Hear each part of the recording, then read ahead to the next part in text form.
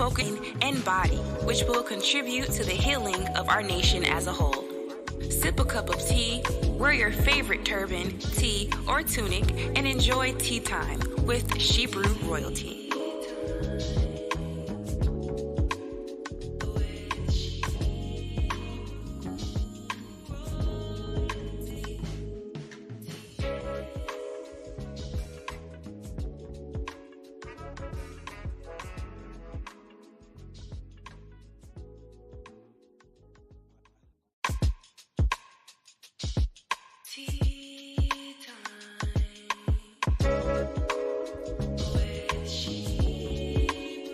Shalawam.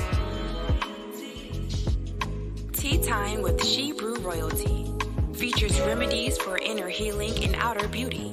Real-time conversations with sisters in the Hebrew Israelite community, focused on healing our spirit, mind, and body, which will contribute to the healing of our nation as a whole. Sip a cup of tea, wear your favorite turban, tee, or tunic, and enjoy tea time with Hebrew Royalty.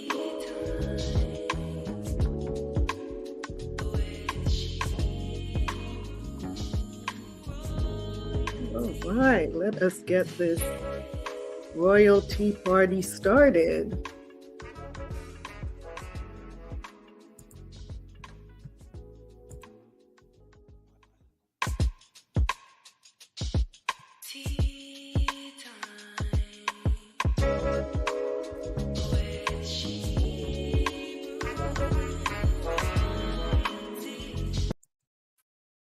All right, we are here. We are here, sisters.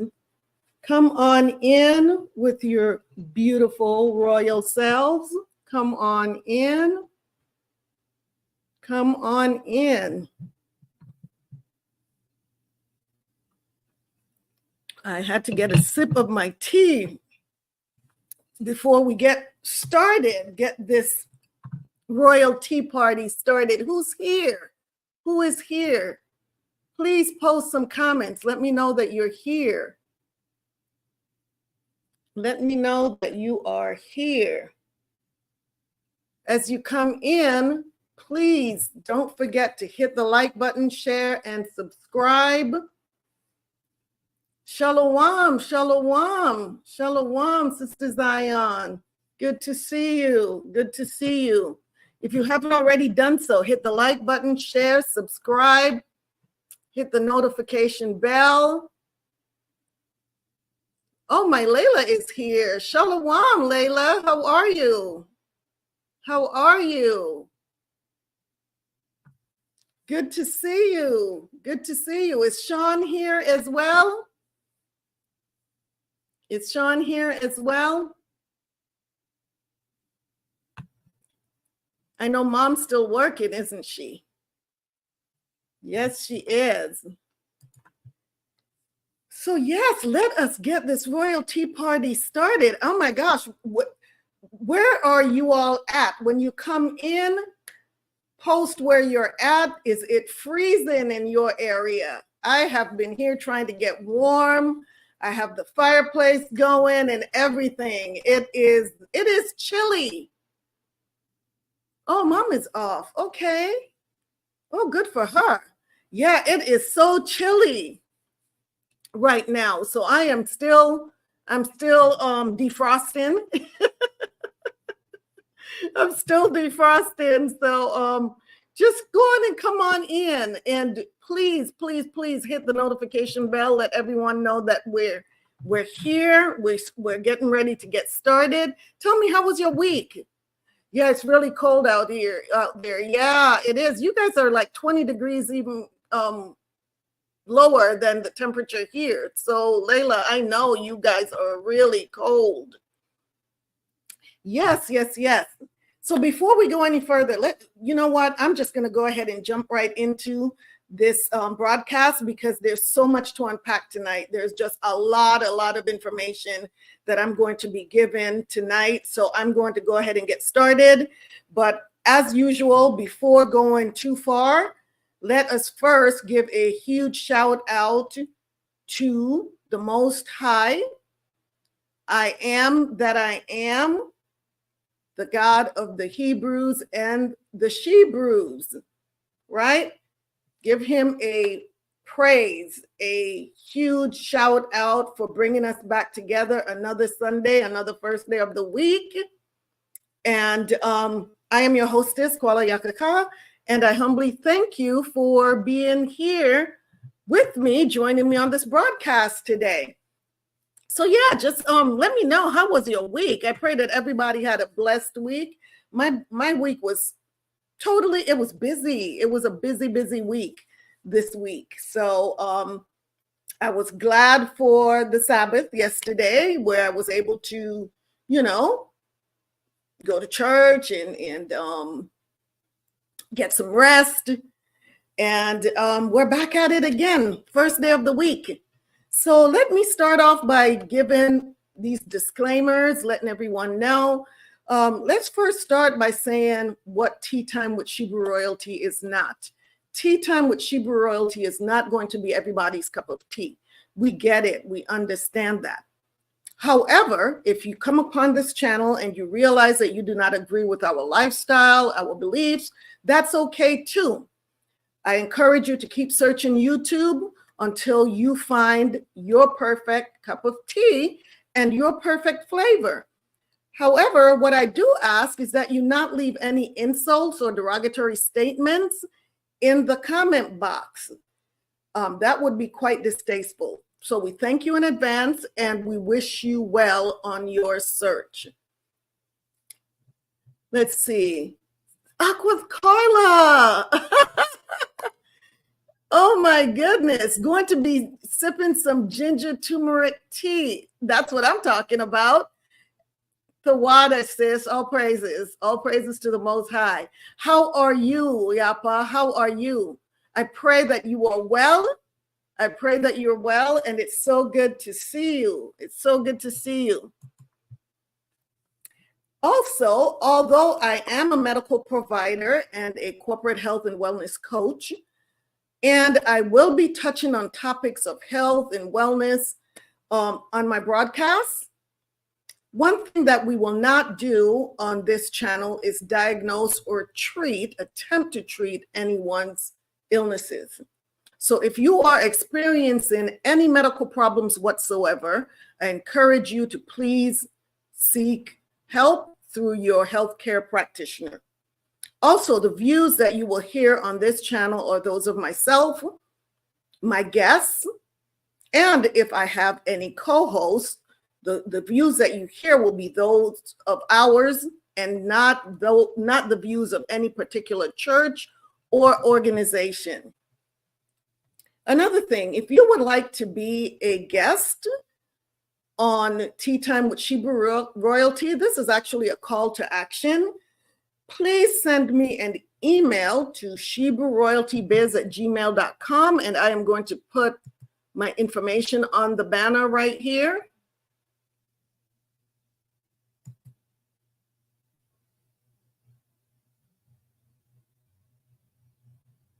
shebrewroyaltybiz@gmail.com. Please send me an email and include a brief description of your business, your product, your services, or if there's a topic that you would like to co-host with me. I would be really excited to hear from you so that we can collaborate and find out how we can get together and help to heal Shebrews throughout the four corners of the earth.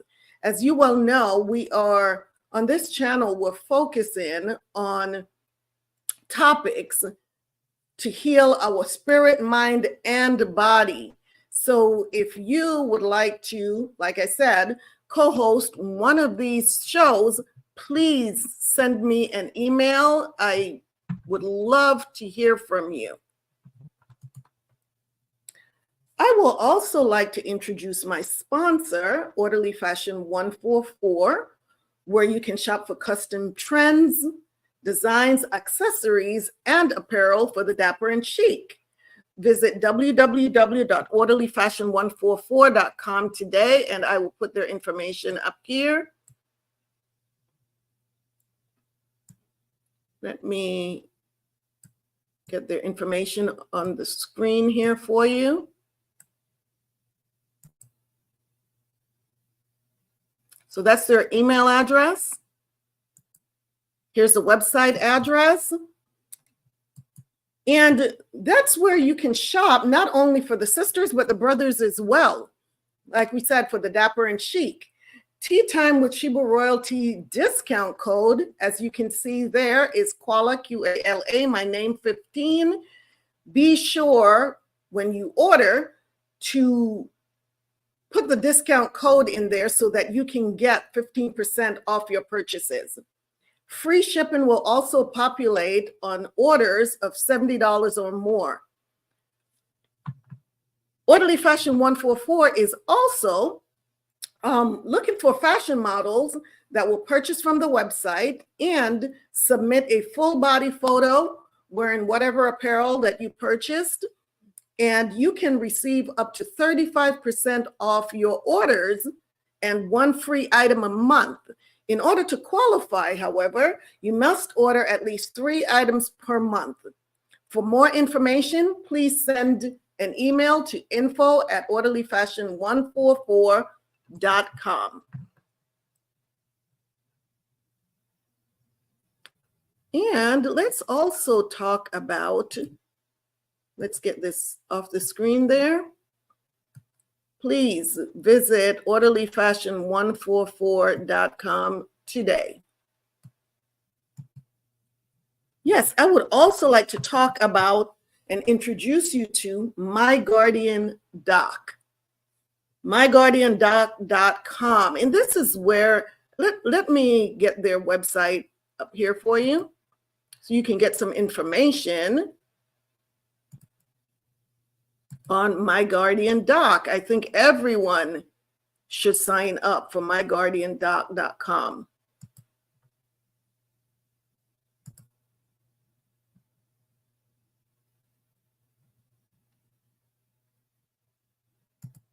Here we go.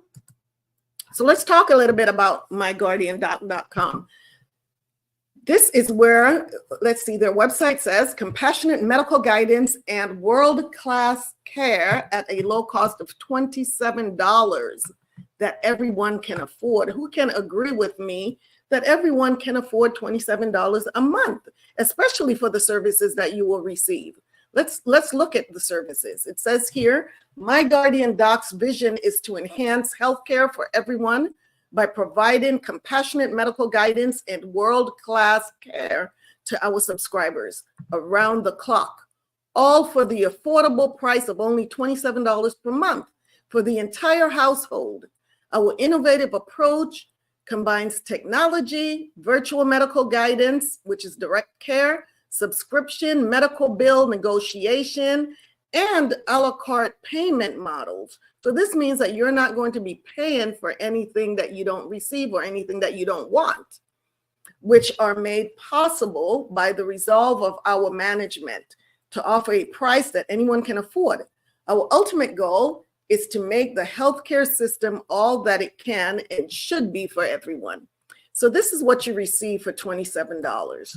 With My Guardian Doc at only $27, you receive immediately lower your micromort count.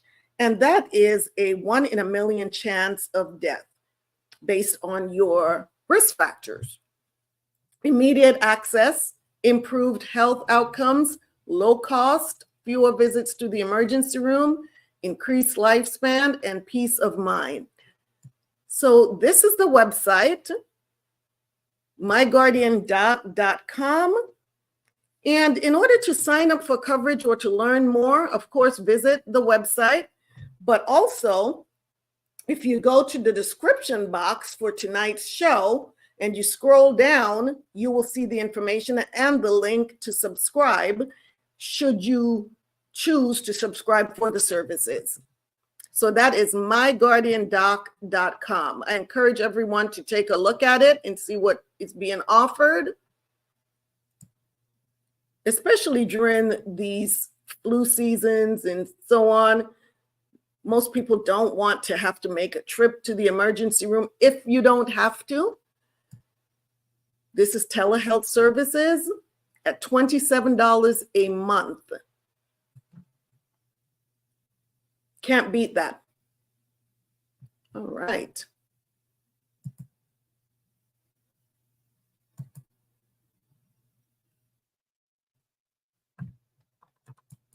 Okay, let's see who is here. Who is here? Is anyone else shown up? Please, as you come in, hit the like button, share, and subscribe. Hit the notification bell so you can be notified whenever we go live. I hope that you are wearing your favorite turban, tee, or tunic, or dress. That being said, let's sip some tea and have some healthy talk. Let's get this royalty party started. So sisters, tell me, what is your cup of tea? What is your cup of tea? Well, we know Sister Carla is sipping her ginger turmeric tea. That sounds delicious and healthy. And tonight, my cup of tea is oolong tea. And oolong tea has many health benefits to include weight loss. So let's take a look at this YouTube channel, this YouTube video, by Horizons Health on 14 impressive health benefits of oolong tea. Let's take a look and see 14. Imagine that. Incredible health benefits of oolong tea.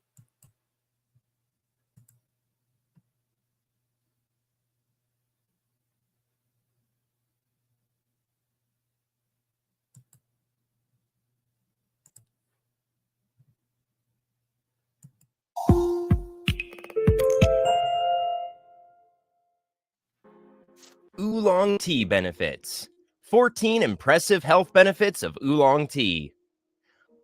A cup of tea makes everything better, and when there is oolong tea in a cup, things become just perfect. It falls between green and black tea and has a fresh, soothing flavor. A unique flavor is not the only thing oolong tea offers. Plenty of health benefits also come with each cup. Drinking it can help your digestion, keep you more alert, and boost your immune system. The best thing is these are only a few of the health benefits of this beautiful tea. In today's video, we will share with you the impressive health benefits of oolong tea. Number 1, helpful in weight loss. According to a study published in the Chinese Journal of Integrative Medicine, oolong tea helps to reduce body weight and decrease fat content by improving lipid metabolism. When drunk as it is meant to be, plain and without too many add-ins, it can help you reduce weight and retain that weight loss.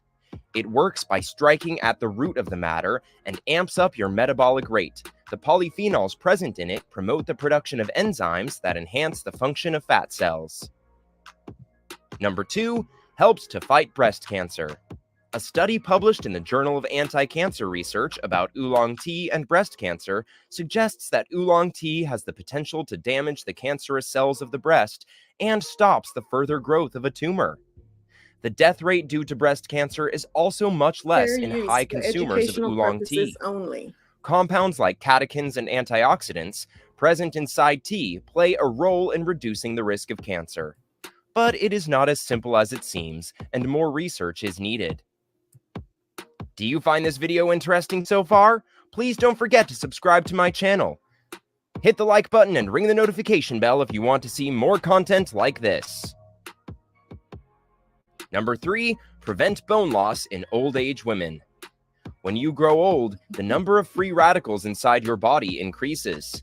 These harmful molecules increase the natural process of bone resorption and make your bones fragile and porous, which ultimately increases the risk of fractures and other bone diseases, especially in women. But don't worry, ladies, as oolong tea is here to save you. Antioxidants present inside tea prevent the damage of free radicals and convert them into stable, cool molecules. One study found that women who consume 1 to 5 cups daily of oolong tea have higher bone density than other women. Number 4, good for teeth. There is no doubt that fluoride, a mineral present in our toothpaste and water supplies, helps maintain oral health by fighting the cavity and strengthening tooth enamel. You can get the same mineral naturally in a cup of oolong tea with teeth-protecting properties. Research conducted by Osaka University, Japan, found that polyphenolic compounds present in oolong tea could help prevent dental cavities and promote strong teeth. Number 5, helps against chronic inflammation.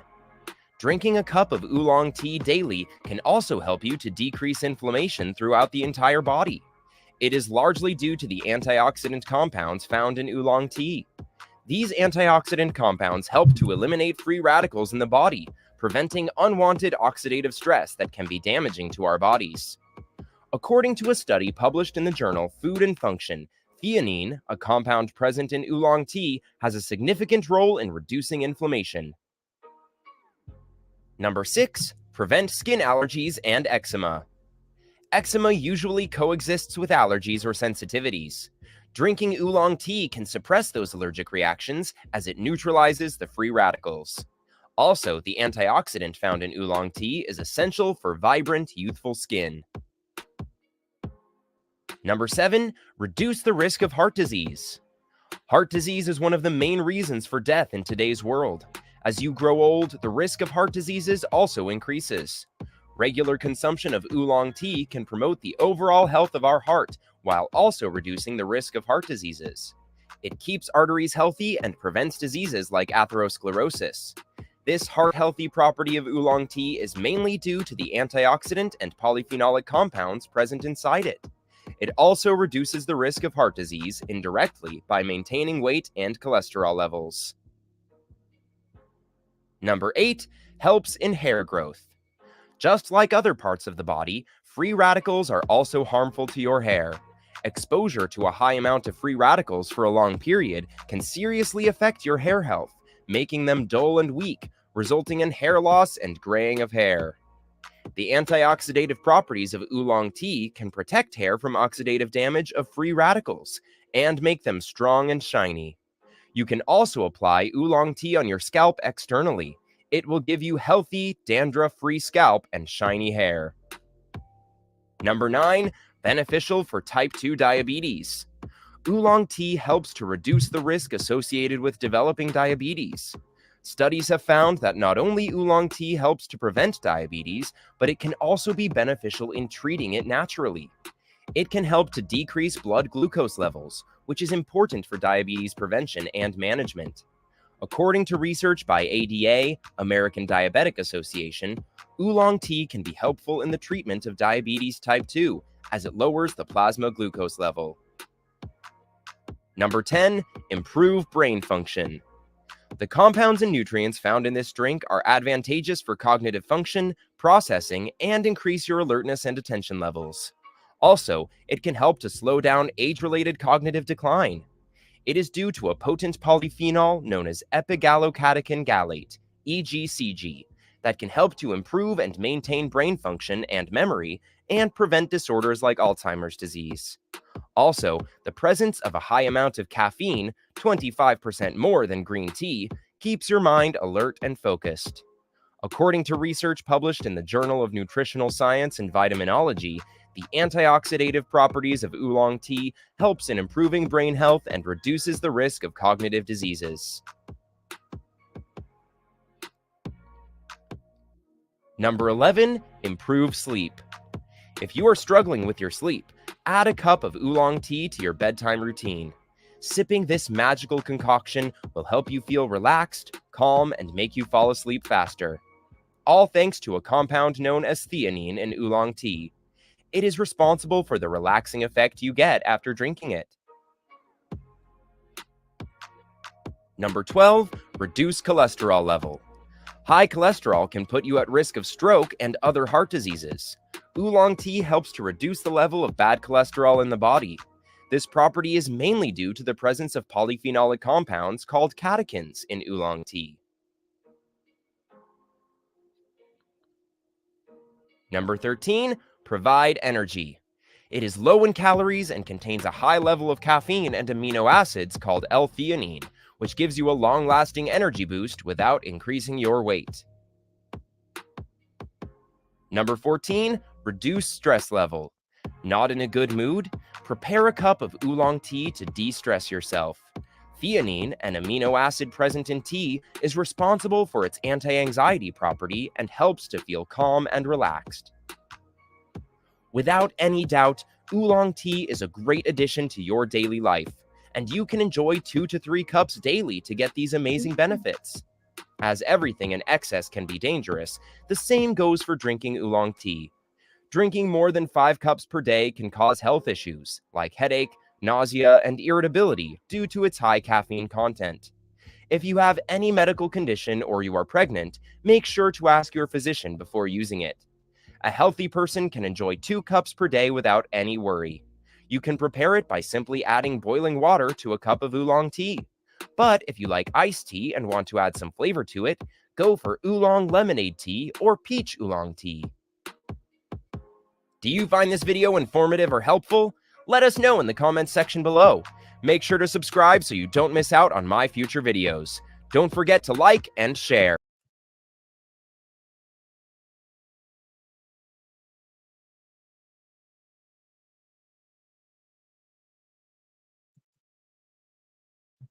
Wow, that was a lot of information, wasn't it?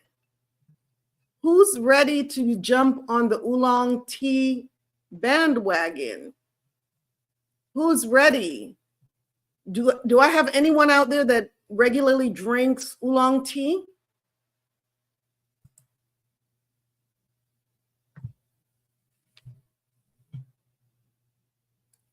Sister Zion, you're having green chai tea. Oh, yum.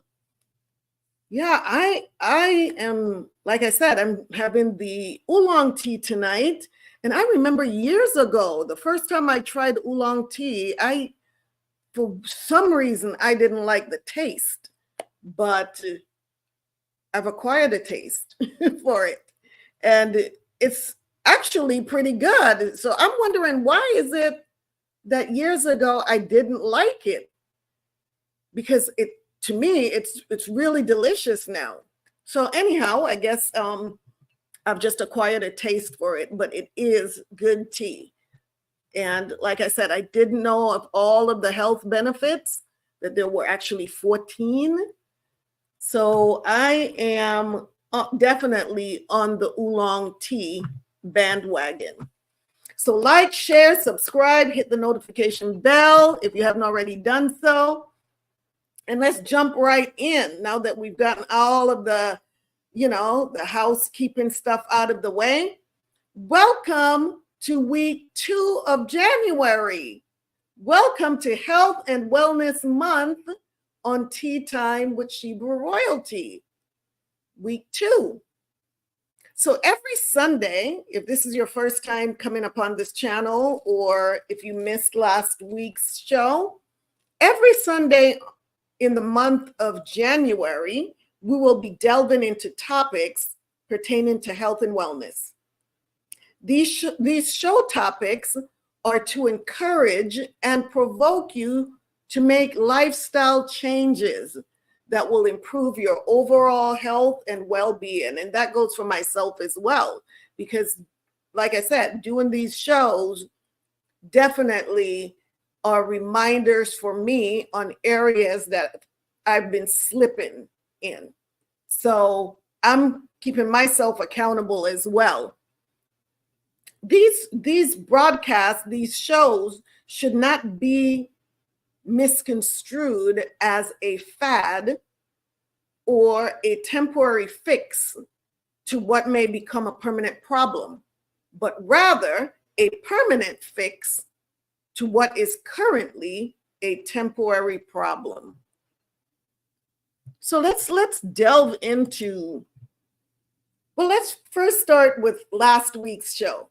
Who was here for last week's show? Who watched last week's show? Sweet sleep, why we need it, and how to get it. What did you think about it? What did you think about last week's show? Did you learn anything about your sleep habits? Did you identify anything that you need to change as far as sleep habits and your sleep hygiene? Have you made any changes in your sleep habits since then? I'd like to hear from you. I'd like to get some feedback.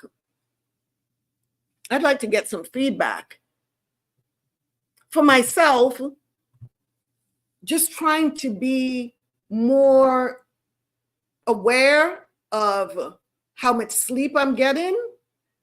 You know, sometimes I just stay up really late at night and then decide, oh, wow, you know, I want to sleep in, or maybe I can't sleep in, but I'm not one who schedule my sleep time. And that's something that I have to get better at, is going to bed at a certain time and setting my alarm to wake up at a certain time. Now that I'm retired, it's a whole different ball game. So trying to get back into that routine is difficult, because now I'm having a good time, just, you know, enjoying going to bed whenever I get good and ready to, and wake up whenever I'm good and ready to. So I'm enjoying that aspect of retirement right now. So I don't know if I'm ready to give that up yet. Anyhow, let's talk about tonight's show. Exercise. Move it to lose it. Lift it to gain it.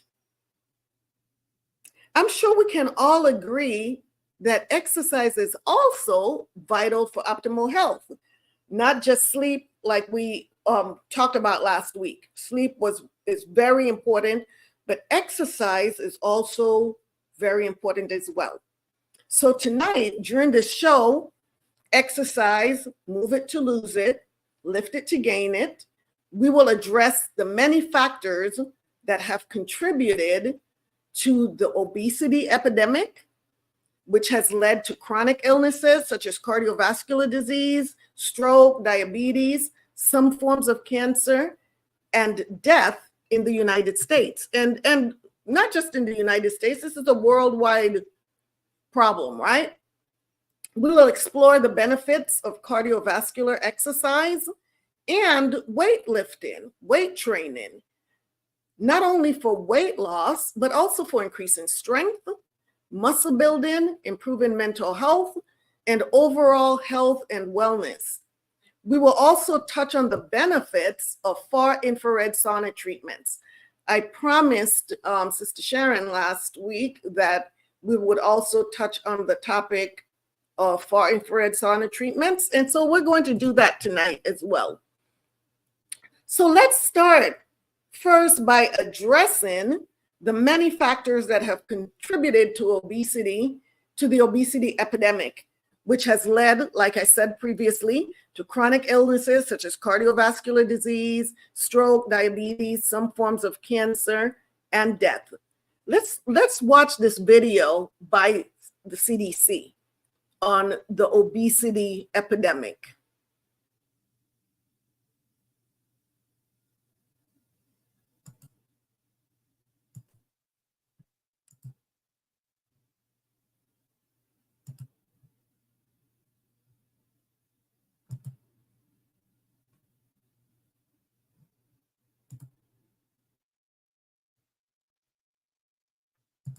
Obesity costs this country about $150 billion a year, or Fair almost use 10% for of the educational national medical purposes budget. only. Approximately 1 in 3 adults and 1 in 6 children are obese. Obesity is epidemic in the United States and a major cause of death, attributable to heart disease, cancer, and diabetes. CDC TV presents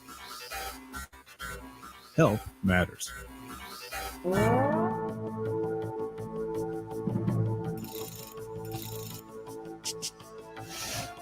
At its simplest, obesity results from people consuming more calories than their bodies burn.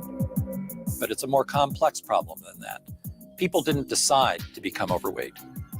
Their weight gain is a consequence of complicated changes in the environment, where food is more readily available and opportunities for physical activity are lacking. Societal, economic, cultural conditions have all contributed to the rise in obesity. One contributing factor is the fact that the way we eat has changed over the last 50 years. Americans are eating more processed foods and eating out a lot more frequently. The foods that are offered in restaurants, snack shops, and in vending machines are higher in sugar, calories, and fat than what we typically prepare in our own homes. We are surrounded by food. We're constantly bombarded by it. We're consuming larger portion sizes and more calories than ever before. Another factor is that people who live in poor and rural communities may have less access to quality grocery stores that sell healthy and affordable options. In these areas, it might be easier and cheaper for residents to purchase less healthy foods and beverages. Other factors such as technology and the way we build our communities has influenced our lives. Both of these factors have left us more sedentary. Families must drive to work and school because it's often too far to walk. Many communities are built in ways that simply make it difficult or unsafe to be physically active. For many families, safe routes for walking and biking to school or play may not even exist. Getting to parks and recreation centers may be difficult, and public transportation may not even be available. And we spend a lot of time sitting in front of screens for work and for entertainment. Also, too few students get daily quality physical education in schools.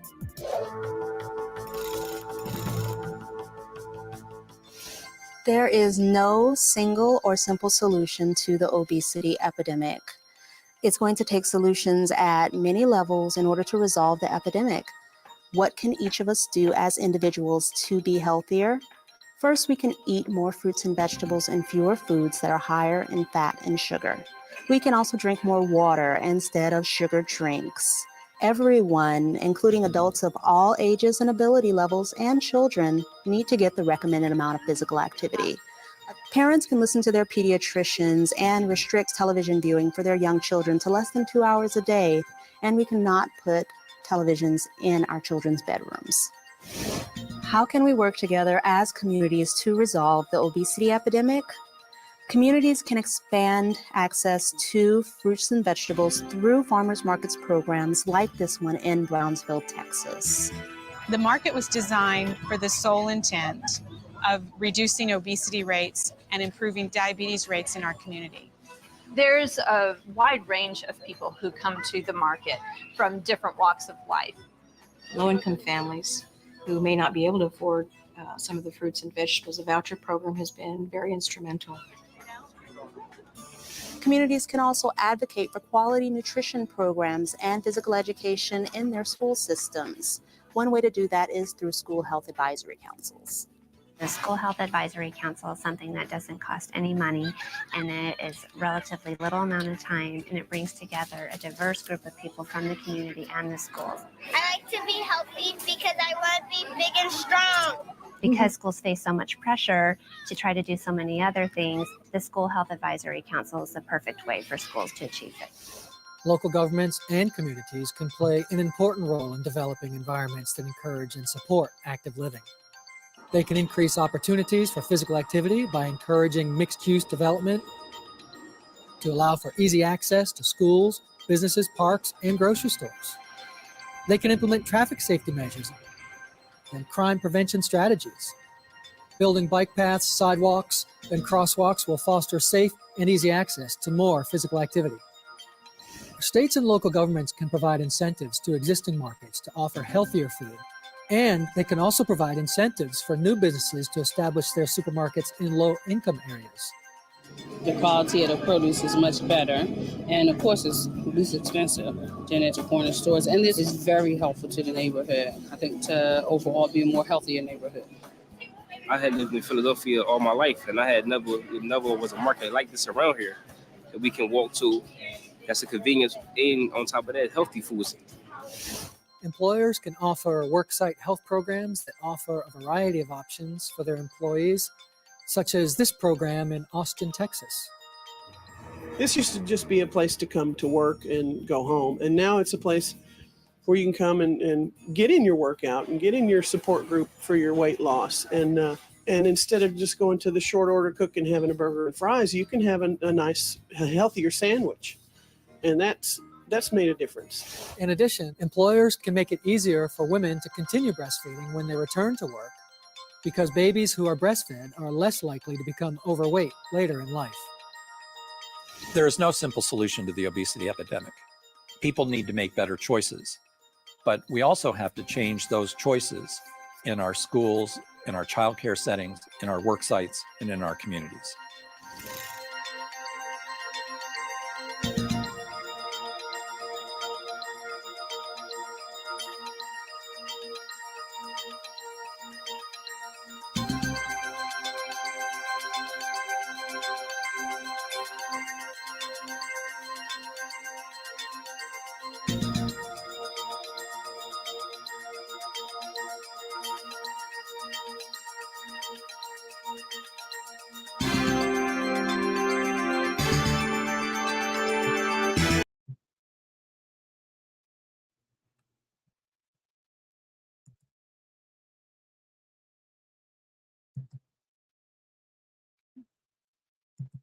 All right. So yes, exercise. Move it to lose it, lift it to gain it. What does that mean? You might be asking. How many of us want to lose weight, but sit on our bums all day at work because we're behind a laptop or behind a computer, and also coming home and too tired to really exercise, living a sedentary lifestyle because there's just not enough hours in the day to find time to move. So move it to lose it means we have to move our bodies. We have to exercise. Primarily, I'm talking about cardiovascular exercise in order to lose weight, if that's our goal. And we'll talk about the difference between just losing weight and losing fat. So we'll talk about that later. But here's something that tell me if you remember. How many of you remember this? This is just a cute video. How many of you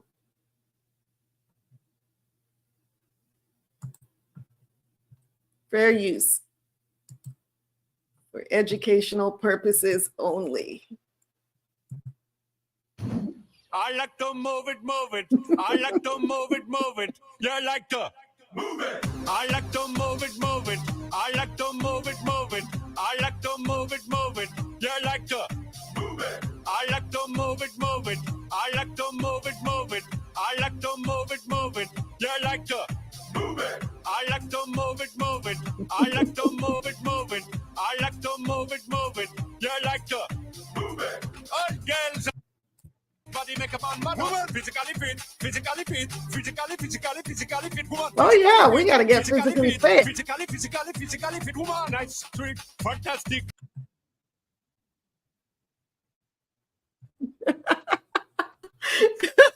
So who remembers that? Who remembers that? I like to move it, move it. That should be our theme song, at least for this week, right? As we exercise, move it, get physically fit, right? Who remembers that from back in the day? It was the jam. God, Sister Carla, it was. You know what's so interesting? When I found the video a couple of days ago and I started watching it, there are so many things in this video that I don't recall from back in the day seeing in this video. I must have had scales over my eyes or something, because that's one of the reasons why I kind of just skipped from one section to the next, because although it's a cartoon that was at the time promoted for the children, when I started watching how these animated characters, these animals were twerking, I could not believe it. I could not believe it. So yeah, I fast forwarded it because there was a lot of twerking going on with the animals. So anyhow, but you get what I mean by, I like to move it. We have to get back in that mode about getting out there and moving it. And I know it's harder, especially now that it's getting cold. We have to find ways to work out indoors at home or a gym membership. But yes, we have to move. Movement is necessary if we want to not only lose weight, but also it's necessary for overall health. It stimulates the cardiovascular system, the respiratory system, the lymphatic system, which the lymph nodes and the lymph, which is part of the immune system, the integumentary system, which is the skin, hair, and nails, which ultimately makes us healthier when all of these systems are being stimulated appropriately, right? And then we want to talk about lift it to gain it. And this is where we're talking about weights. And most of us women, we get it. We need to move it in order to lose weight. But how many of us understand that we also need to lift it, which is lift weights, in order to gain it? And what are we talking about when I say lift it to gain it? To gain what? Lift what to gain what? You're probably asking. So the answer is lift weights to gain muscle and strength. It's important for balance. Losing too much weight too fast without working on muscle toning can cause skin sagging and give a flabby appearance. So it's important that when you are trying to lose weight, that you're not just doing cardiovascular exercise, that you're also toning with weights. And some women shy away from lifting weights because they're afraid that they are going to bulk up and quote unquote look like a man. And that's not true. Women do not have the amount of testosterone required to generate the proteins necessary to increase muscle strength and build muscles like men do, unless you're taking hormones,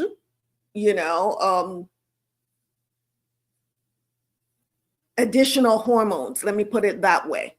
But naturally, women do not have that amount of testosterone in order for us to build muscles like men. But lifting weight also helps to burn fat and build stronger and more toned muscles. Once the fat is shredded, the toned muscles can now become more visible. So it's important that you do both.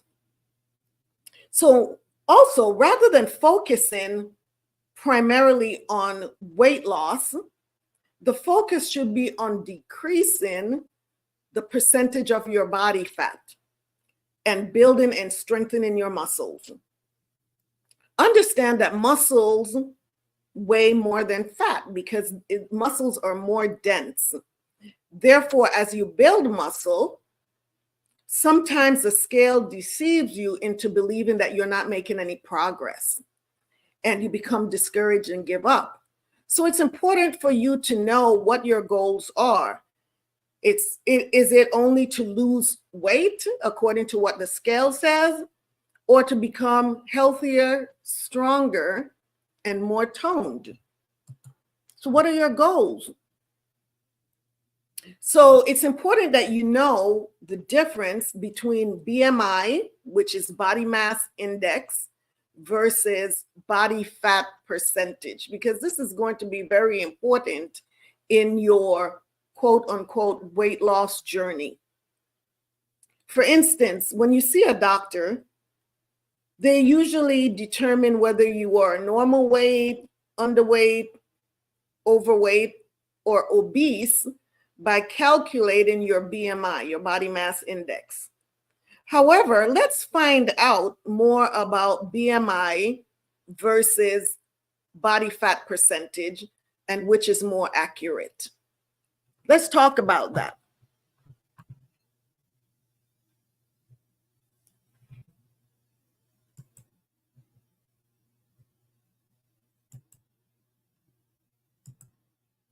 Let's talk about BMI and body fat percentage. So this website is cnet.com. And let's talk about body mass index versus body fat percentage. Only one of them actually matters.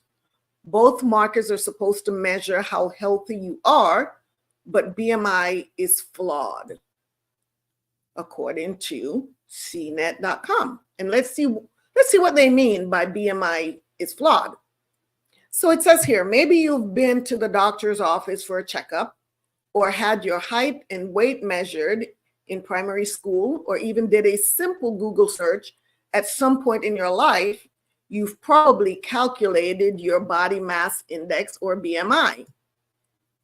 BMI is widely used as a marker of health, but it turns out that it is not all that accurate, especially for people of color. Instead, we should look at body fat percentage and body fat distribution. These two numbers give a far better picture of one's overall health. If you're curious about the history behind BMI or want to know more about how your body fat percentage relates to your health, read on. We have all your questions answered. Where did the BMI come from? To figure out the history behind BMI, we have to look at Flemish statistics, famous statistician Lambert Adolphe Jacques Quetel, who gave us the concept of social averages. He was searching for the definition of the average man and wanted to find a distribution of body fat that would give him a bell-shaped curve. Quetelet,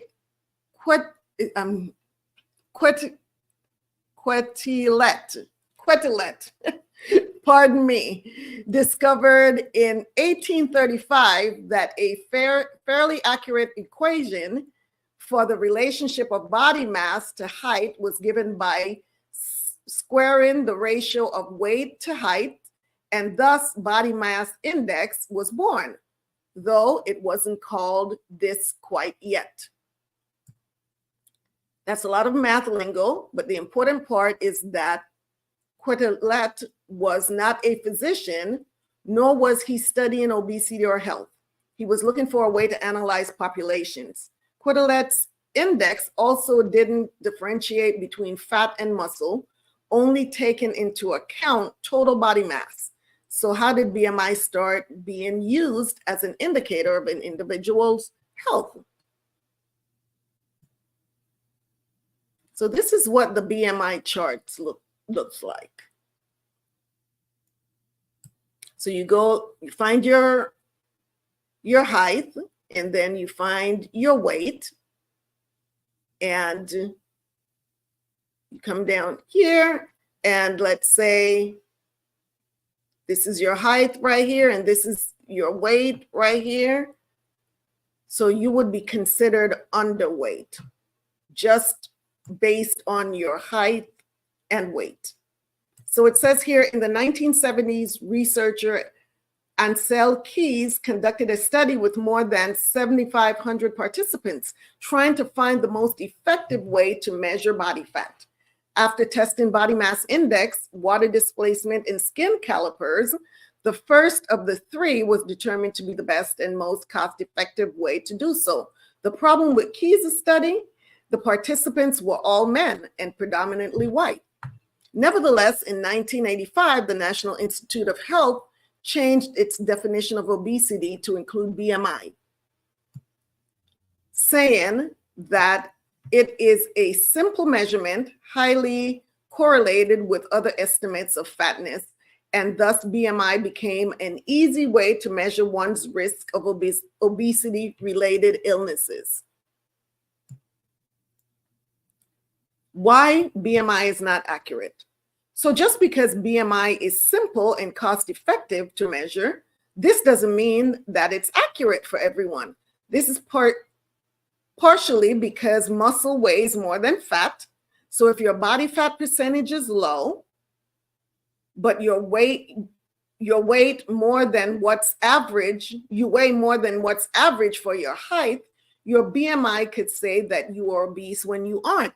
And this was really a big issue when I was in the military, because we had so many guys in the military at that time, when they were using the BMI to calculate, like it says, whether you're obese or whatever your health status is, that were very, very muscular. And so on the scale, they were overweight. So these guys, these muscular guys, were put into what was called the fat man's program, or something to that effect. And these guys were out there having to run additional time to quote unquote lose weight, because they were put on this program because of their weight, but they were so dense because of their muscles. And so eventually that was changed. But like I said, during that time when I first went into the military, this was a big problem. In one study with thousands of participants, African-American women with the same BMIs as white women were found to have better health markers in areas like blood pressure and cholesterol, suggesting that BMI can define Black people as unhealthy when in reality they aren't. Other studies echo similar ideas. A researcher at the University of Tennessee concluded that compared to Caucasians, African Americans of the same age, gender, waist circumference, weight, and height may have lower total and abdominal fat mass. Thus, BMI will overestimate their body fat and isn't accurate. Isn't that interesting? BMI also fails to accurately assess health in Asian people, but in the opposite direction of African Americans. One study that tracked the health of more than 78,000 women in the United States found that Asian Americans were at a higher risk of developing obesity-related illnesses at lower BMIs than their white counterparts. BMI versus body fat percentage. Now that we've determined that BMIs isn't a super accurate way to measure a person's health and risk of disease, we can turn to one measurement that is far more effective: body fat percentage.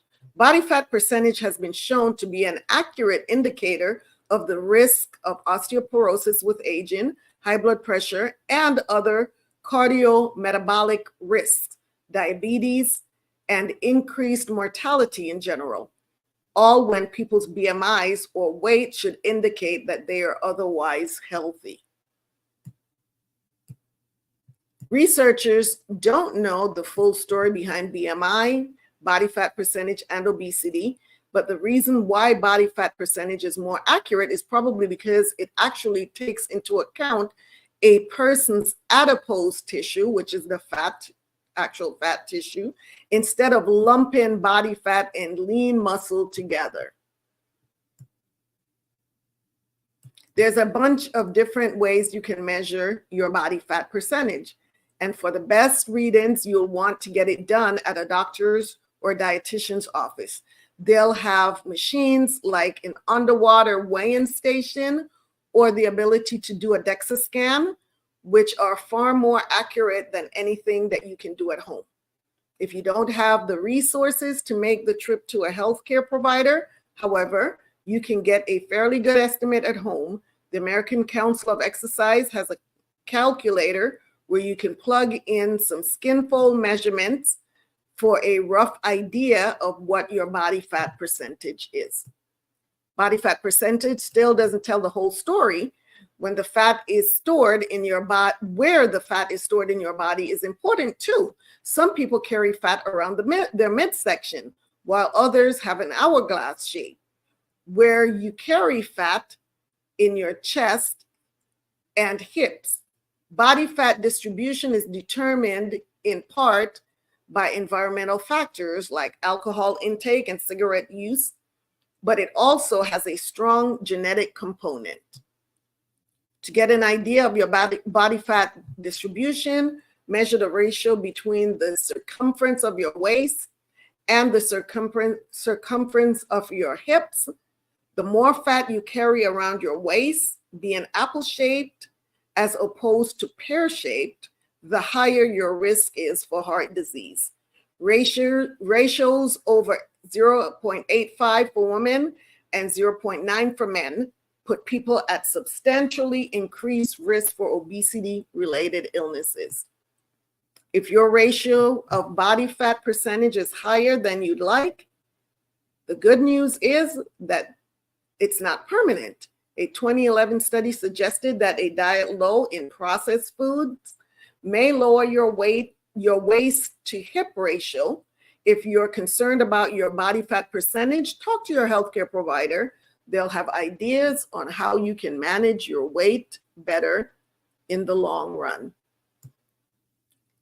And I know at most gyms, if you talk to a trainer there, they can also test your body fat percentage as well.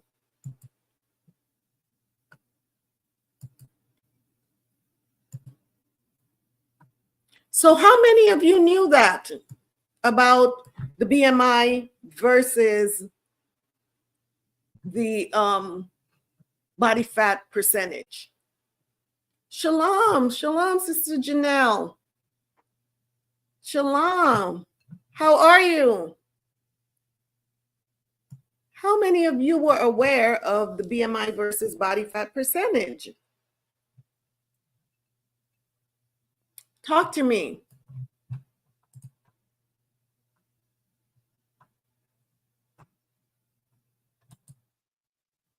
Let us talk about that.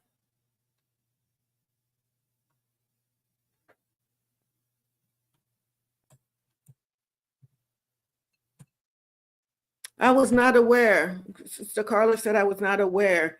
So yeah, so you learned something tonight, right? Sister Alicia, Shalawam, yes. So you knew about it, Sister Alicia. You were aware of the body fat versus the BMI. Yeah, so when you go see your doctor, like we said, most of the time you're going to get your BMI, which is not very accurate. So let's take a deeper look into how cardio and strength training works and the benefits of both, because you're going to need both in order to lower that body fat percentage. And that's the main thing. It's not even so much about what is on the scale. It's about lowering the body fat, increasing the lean muscle and decreasing the body fat. So there's going to be an inversion, right? Because many of us have a higher, as women, have a higher fat percentage and a lower lean muscle mass. So what we want to do is flip that. Sister Carla says, BMI is on every printout wherever I go for a checkup. Exactly. Exactly. And this is what I used to tell my patients all the time, is that, the BMI isn't really accurate, because you'd have people really stressing out because they're being told that they're obese when really they're not. Really, they're not. So let's talk about cardio and strength training. Let's talk about that.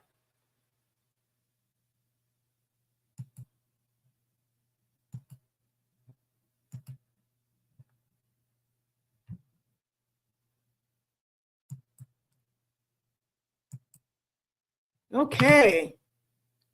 Cardio and strength training. Why, for weight loss, why you should do both.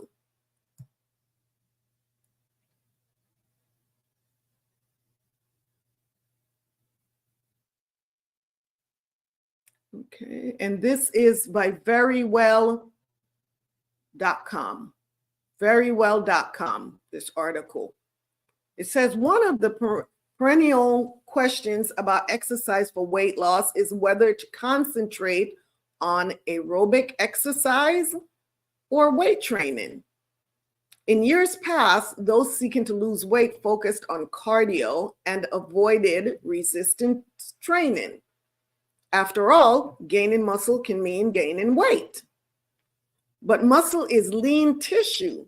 Increasing the amount of lean tissue on your body improves your overall body composition and can even provide some metabolic benefits to make weight loss easier. Still, that doesn't mean you should avoid cardio. Cardio and weight training are two different types of exercise, but when you put them together, you have a powerful combination for fat loss success. Like I said, that's what we're focusing on, is fat loss. What is strength training? Strength training is also called resistant training. Helps you build muscle and make muscles stronger. Strength training means moving your body against resistance. Resistance may include tools such as dumbbells, barbells, and weight plate, resistant bands, or kettlebells. You might also simply move your body against gravity. Body weight exercises such as lunges and push-ups are highly effective for building strength. Benefits for weight loss. Weight training burns calories just like other forms of exercise.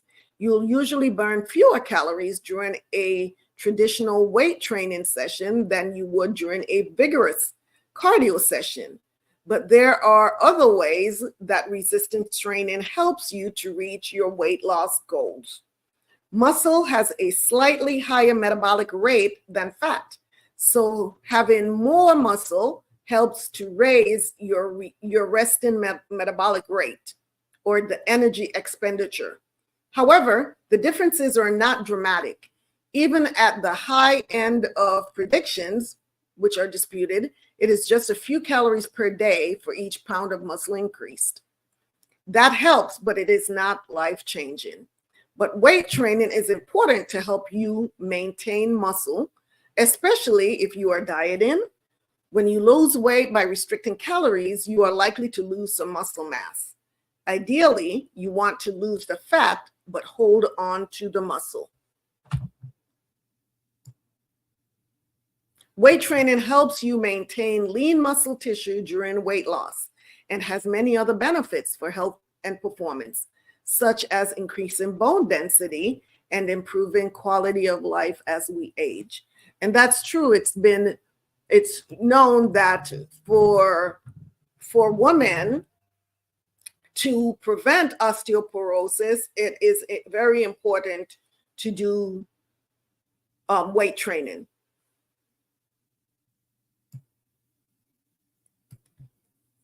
What is cardio? Cardio, or cardiovascular activity, is movement that raises your heart rate and keeps it elevated continuously for the duration of the workout. Cardio is also referred to as aerobic activity because during this type of activity, your body uses oxygen to turn glucose into fuel. Aerobic means with oxygen. You'll notice that your breathing becomes deeper during cardio or aerobic activity because your oxygen needs increase. Aerobic activity can be performed at a low intensity level, a moderate intensity level, or high intensity level. There are different types of cardio or aerobic activity.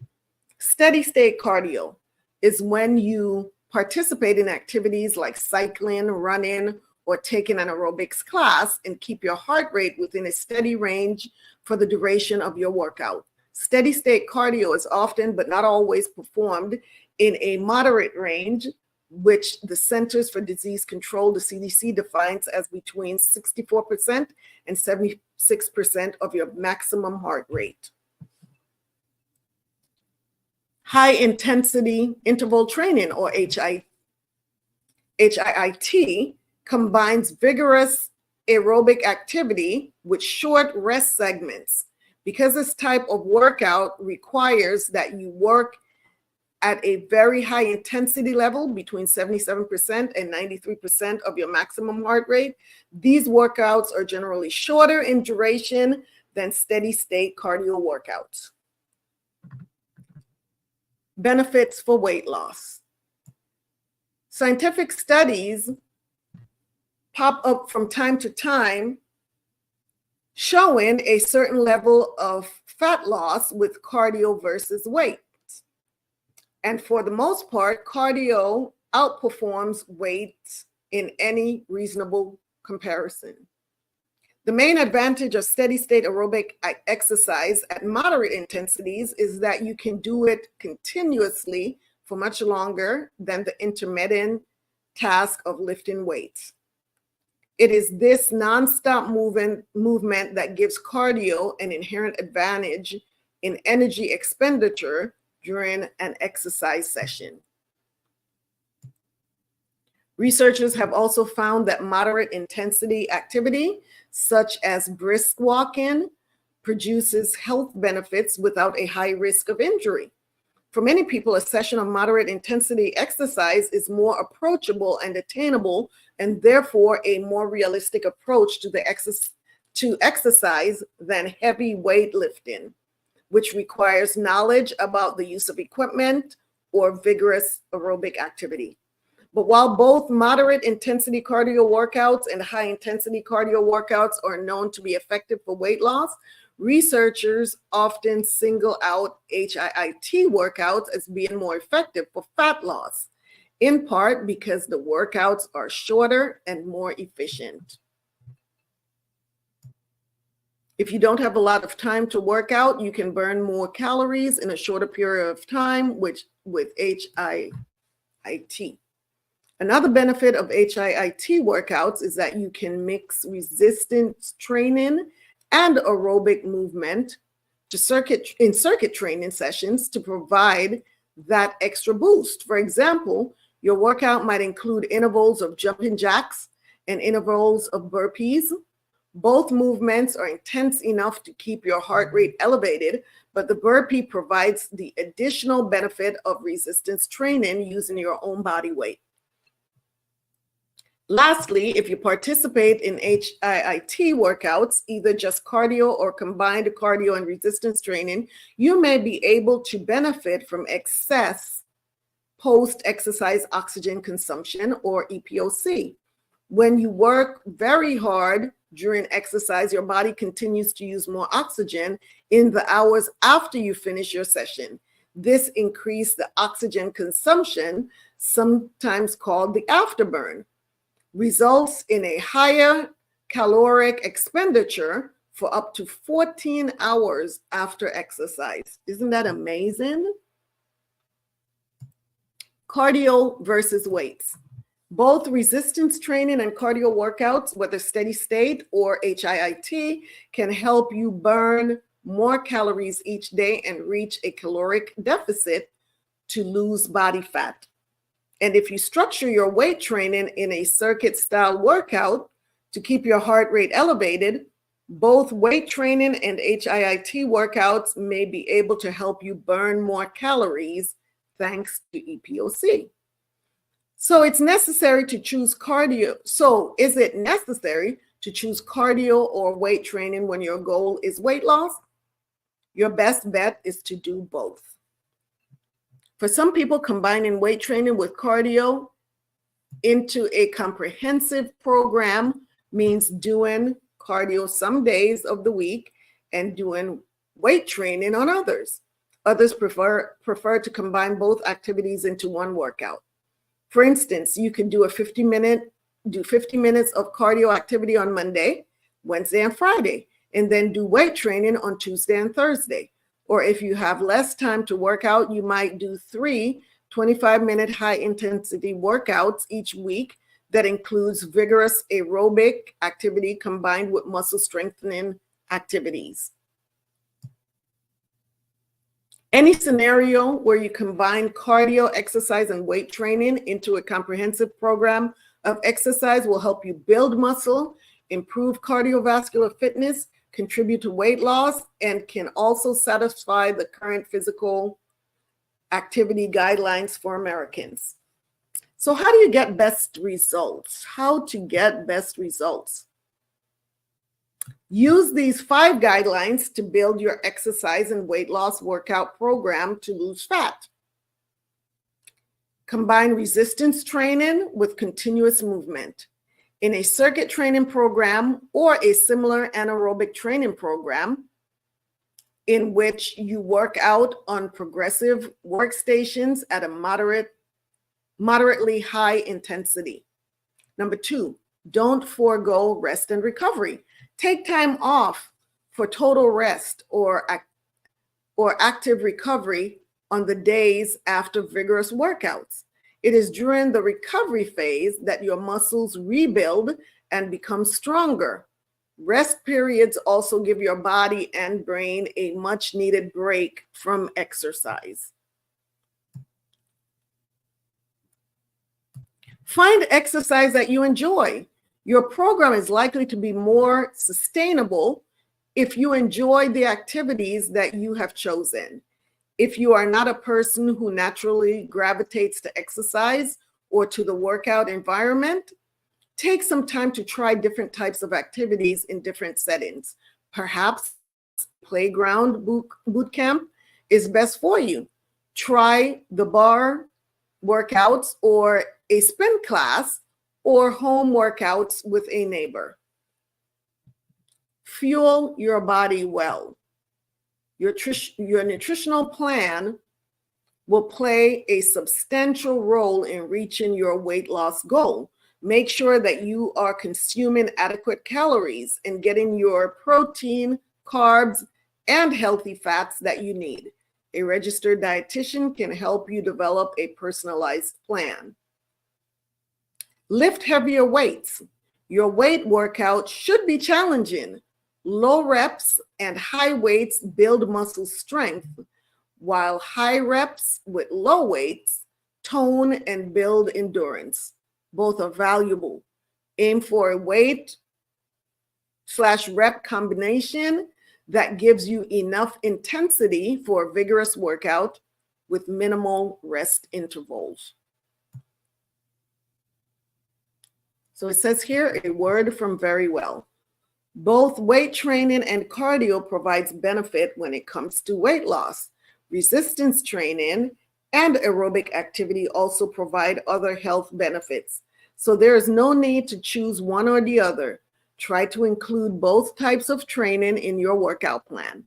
This balanced approach to exercise can not only help you to get closer to your weight loss goals, but it will help you to keep you fit, healthy, and well.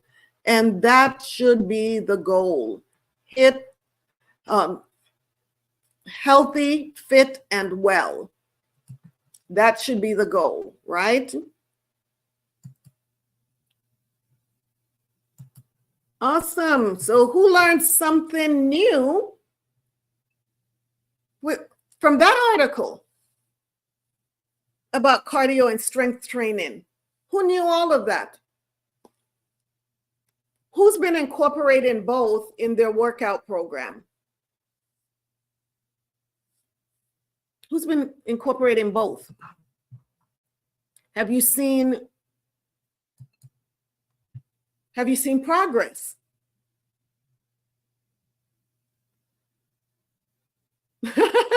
Sister Alicia says 14 hours. I know, right? I did not realize that it was that long, actually.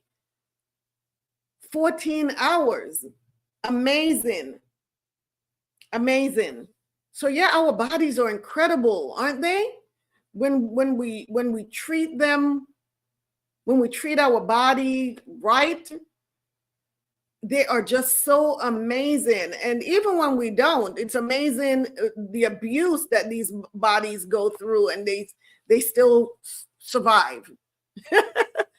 Thank the Most High God for these bodies, right? But we can't continue to abuse them, because the more we abuse our bodies, you know, the worse our health becomes. And when we have poor health, of course, we know that decreases our lifespan. So what we're trying to do is to not only live longer lives, but live long, healthy lives. That should be the goal for each and every one of us, to live a long, healthy life.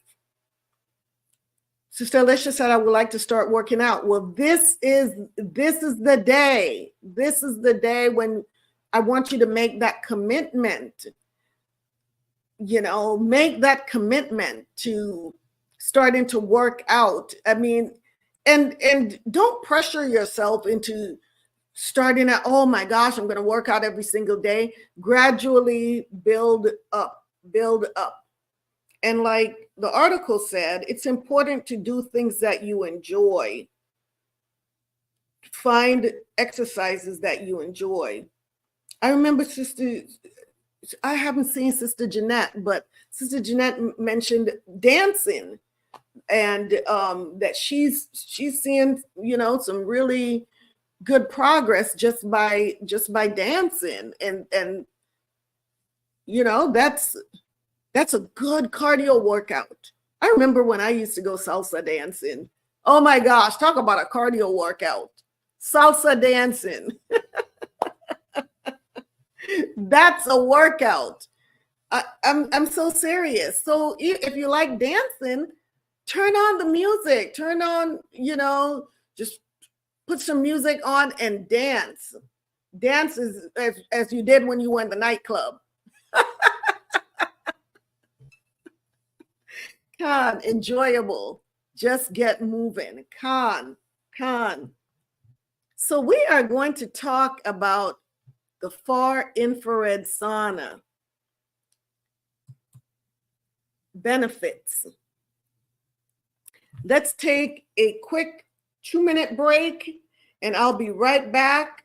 And we're going to talk about the far infrared sauna benefits, which I promised last week that we would talk about. So that's also part of this whole, believe it or not, exercise. I know it sounds strange, but we'll talk about the benefits of the far infrared sauna and why we should incorporate this in our weight loss journey and fat loss journey. We'll be right back in a couple of minutes.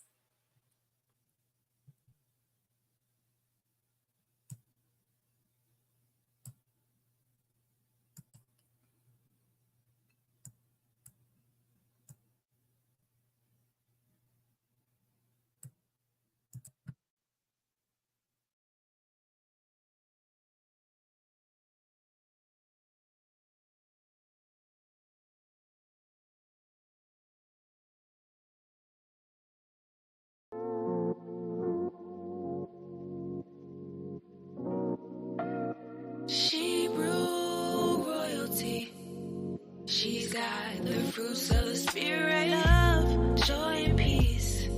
She's got long suffering, gentleness, and goodness, endurance, faith, and meekness too. Hebrew royalty. She's got the fruits of the spirit.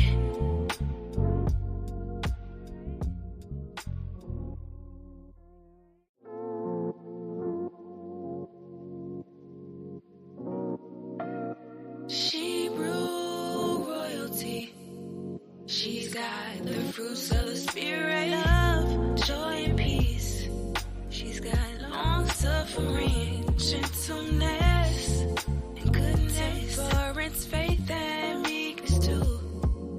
Hebrew royalty. She's got the fruits of the spirit.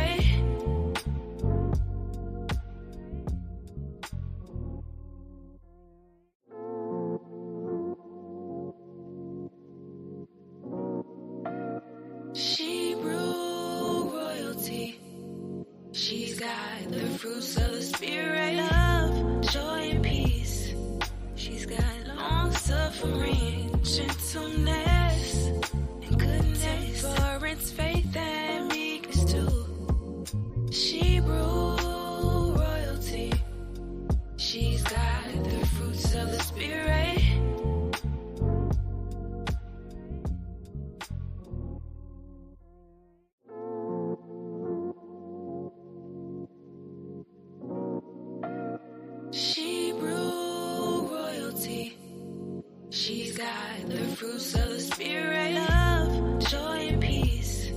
She's got long suffering, gentleness, and goodness, temperance, faith, and meekness too. Hebrew royalty.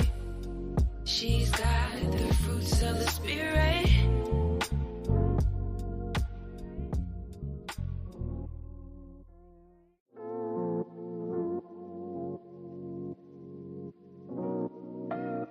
Hebrew royalty.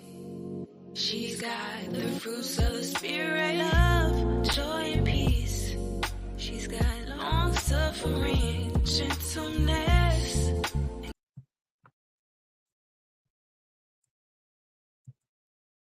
All right, we are back. We are back. Yes. Sister Alicia says, I was not aware. Con. Okay. Okay, let me scroll down here. Oh, the water, Sister Alicia. You said the plants are looking beautiful. They are. They are. Praise the Most High. They are really thriving. They are really thriving. As a matter of fact, I have one in the corner over there. You can't see it right now. It was a present for me. It was a gift. And she is so beautiful. Her name is Yapa. Her name is Yapa. But she was going through a little winter blues. She was having the winter blues. I put her outside the other day to get some sun. And oh my gosh, the wind was blowing and her leaves were just, oh my goodness, she was just swaying in the breeze out there. I had to take a video of it. It was so beautiful. She was actually doing her exercise, right? Out in the sun. But she's in the corner over there. I know you probably can't see her. Well, you can't. She's tucked away in the corner, so she's not getting enough sunlight. So I bought her a plant light. So she's basking right now under her plant light and getting all of her sun rays that she's not able to get because she's not close to the windows like the others. But yes, she is starting to thrive again. But like I said, she was just going through the winter blues, but doing better now. So thank you for saying that. Her name is Yapa and she's beautiful. So yeah. She's like, thank you for the compliment. I am Yapa. So let us talk about the far infrared sauna. Like I said last week, I promised that we would touch on the subject of far infrared sauna. So let's talk about the far infrared sauna treatment, what the benefits are. It's this first article that we're going to delve into is about the benefits of infrared sauna use for first responders. And there's a reason for that. There's a reason why we're going into that. So let me bring that up. I know it's a lot of information. We go through a lot of information, but it's important. It's important. This information is really, really important. And even if you don't get all of it tonight, you can always go back and review these videos, watch them over and over again, take notes, and start incorporating some of these things in your daily routine. So let's talk about the infrared sauna benefits. Let's see, for first responders.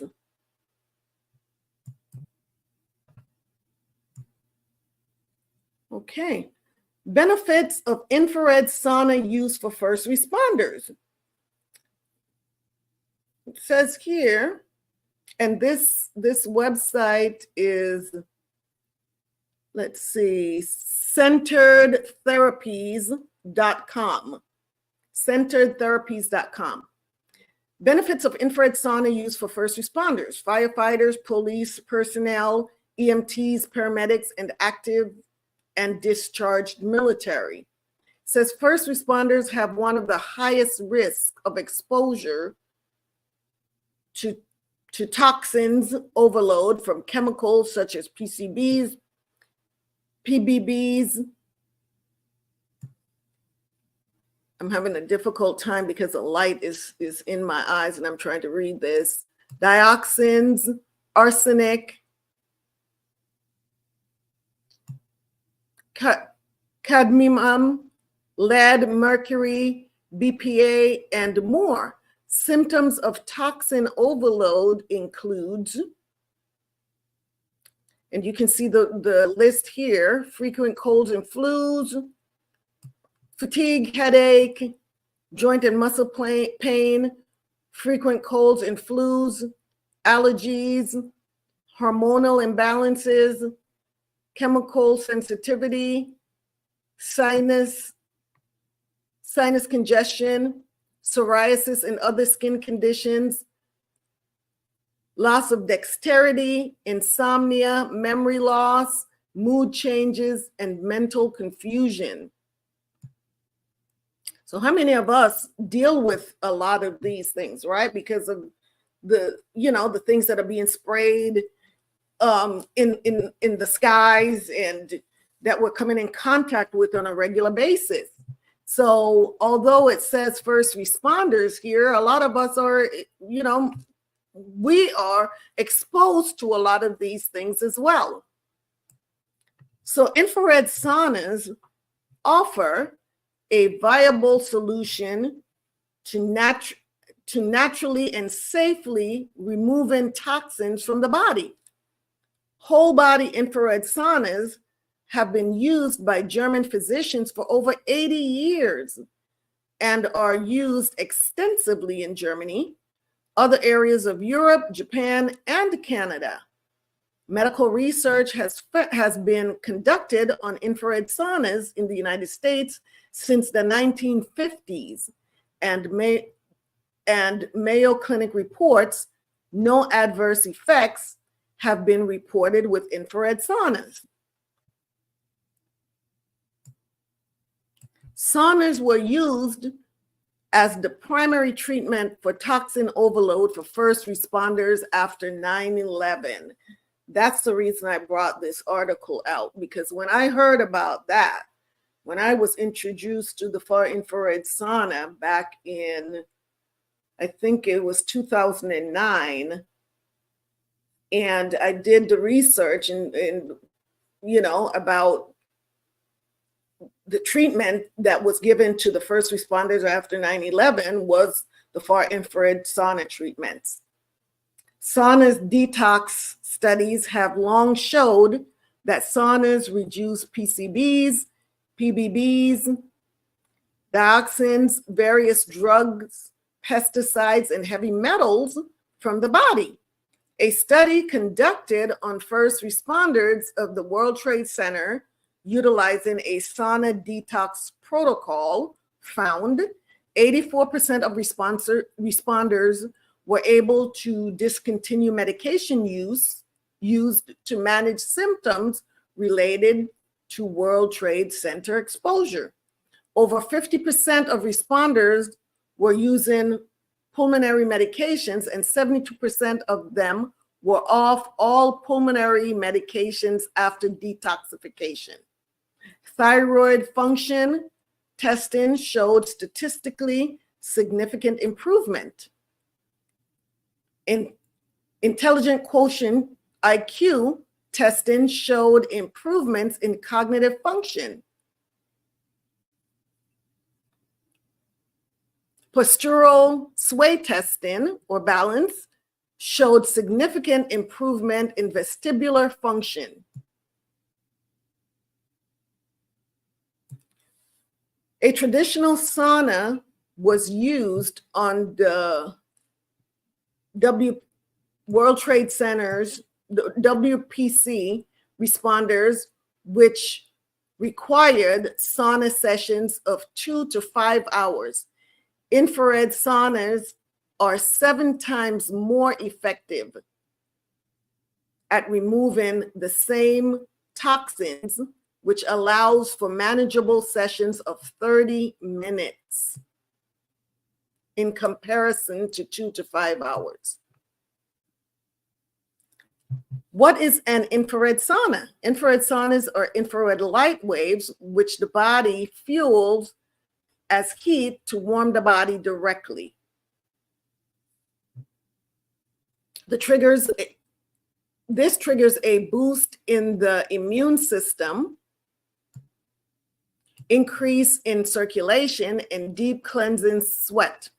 Infrared light is just beyond the visible spectrum and naturally produced by the sun and our body's cells. Infrared saunas are designed to produce the most healing spectrum of infrared light, and the technology is used every day in the NICU units to keep newborns warm. What are the benefits of IR, or infrared saunas use? Beyond the detoxification benefits, the Journal of American Medical Association, the JAMA, reports a moderately conditioned person can burn between 300 to 600 calories in 30 minutes of sauna use. In a Chinese study, infrared saunas showed 90% improvement in soft tissue injury, lumbar strain,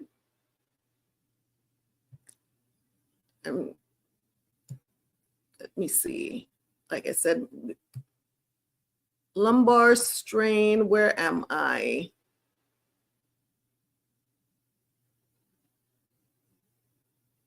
%90 improvement in soft tissue injury, lumbar strain, periarthritis of the shoulder, sciatica, neurodermatitis, eczema with infection, post-surgery infections, diarrhea, cholecystitis, neurasthenia, pelvic infections or UTIs, tinnitus, which is skin infections, frostbite, and facial paralysis or Bell's palsy. All of those were improved by 90%. Isn't that incredible? The National Institute for Occupational Safety and Health combined a 5-year study that determined firefighters in the US suffer higher rates of certain cancers than the general public. Recent research is finding that for every 5-degree increase in temperature, the body's absorption rate can increase up to 40%. Many of the new construction and household materials are being made of chemicals that the body doesn't recognize and process, causing these toxins to build up in the cells. This causes an accumulation effect over a lifetime.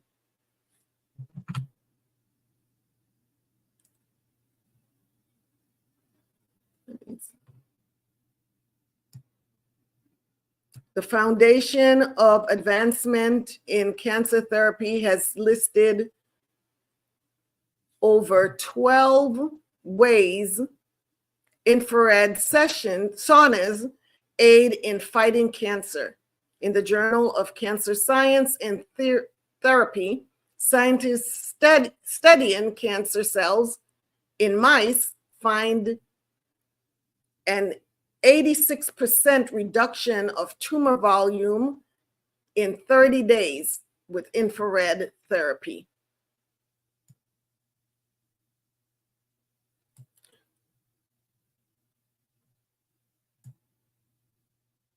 It says research accumulated from World Trade Center, first responders, and numerous studies conducted over the past 60 plus years have continually showed the benefits of infrared sauna use. It is widely used in other countries with over 30 million people who have received infrared treatment in the Orient, Europe, and Australia. For additional information on how infrared sauna sessions can benefit you, see our website. And you know what? I have not been putting these links.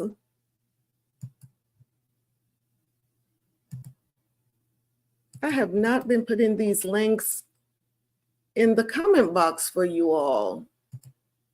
I apologize. I have truly been slipping. But there's the link to that study.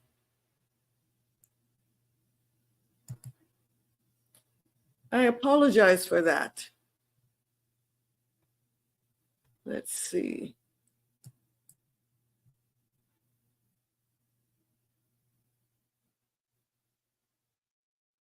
So there you go. There's the link to that study. So what do you think about that information about the benefits of infrared sauna use for the first responders? What do you think about that? Has anyone ever tried a far infrared sauna? Has any of you used a far infrared sauna?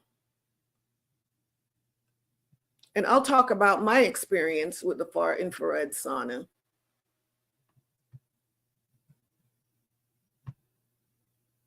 And there's another article here. Sister Carla says, after COVID, I purchased an infrared sauna blanket. Oh, wow. And cannot tell you how great of an investment that was. Gyms were closed and I didn't have access. But I tell you the truth, after 30 minutes, I felt love. That's great. No, I haven't, but sounds interesting. Oh yeah, I fell in love with, we'll talk about that. But yes, it's an experience. It really is. It's life-changing for sure. For sure. Everyone should have, like Sister Carla says, she has the blanket. And that's really good. That's really good too. If you can't get the full sauna, I know there are some that's like a tent. It's like a personal tent where you sit on a stool and then you put it around you. It's like sitting in a one-person tent. So there are those as well.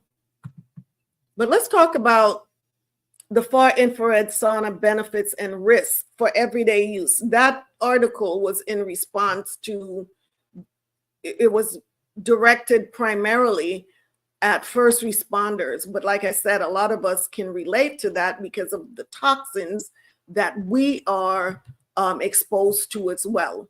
Maybe not at the level of the first responders, but yet we still need to detox from these heavy metals and all of these toxins.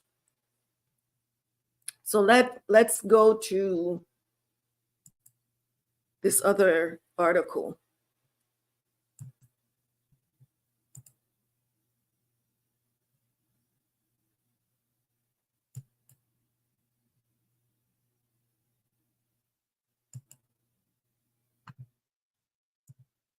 So this article is by verywellhealth.com, and it says infrared sauna therapy, comparing the benefits and risks. It says here, infrared saunas use dry heat with light fixtures reflecting heat directly onto your body as a form of therapy. Research supports a variety of potential health benefits that infrared saunas may offer, ranging from improved cardiovascular and lung function to pain reduction and skin rejuvenation. But sauna bathing may not be the safest option for everyone. This article discusses the potential benefits of an infrared sauna and information on who should not use this type of heat therapy. How hot is an infrared sauna? An infrared sauna's temperatures setting usually is between 113 and 140 degrees Fahrenheit, which is lower than the temperatures in a traditional sauna. That is because an infrared sauna uses light that heats the body directly rather than heating the surrounding air in the room. Still, in an infrared sauna, the actual temperatures of your skin can quickly jump to 104 degrees while your pulse rate may rise by 30% or more. Many people sweat up to a pint of liquid during an infrared sauna session. Are there benefits to sitting in infrared sauna heat?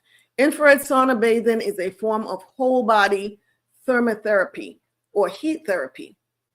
The increased temperature of heat therapy can help improve circulation and blood flow to the body, supporting various bodily functions.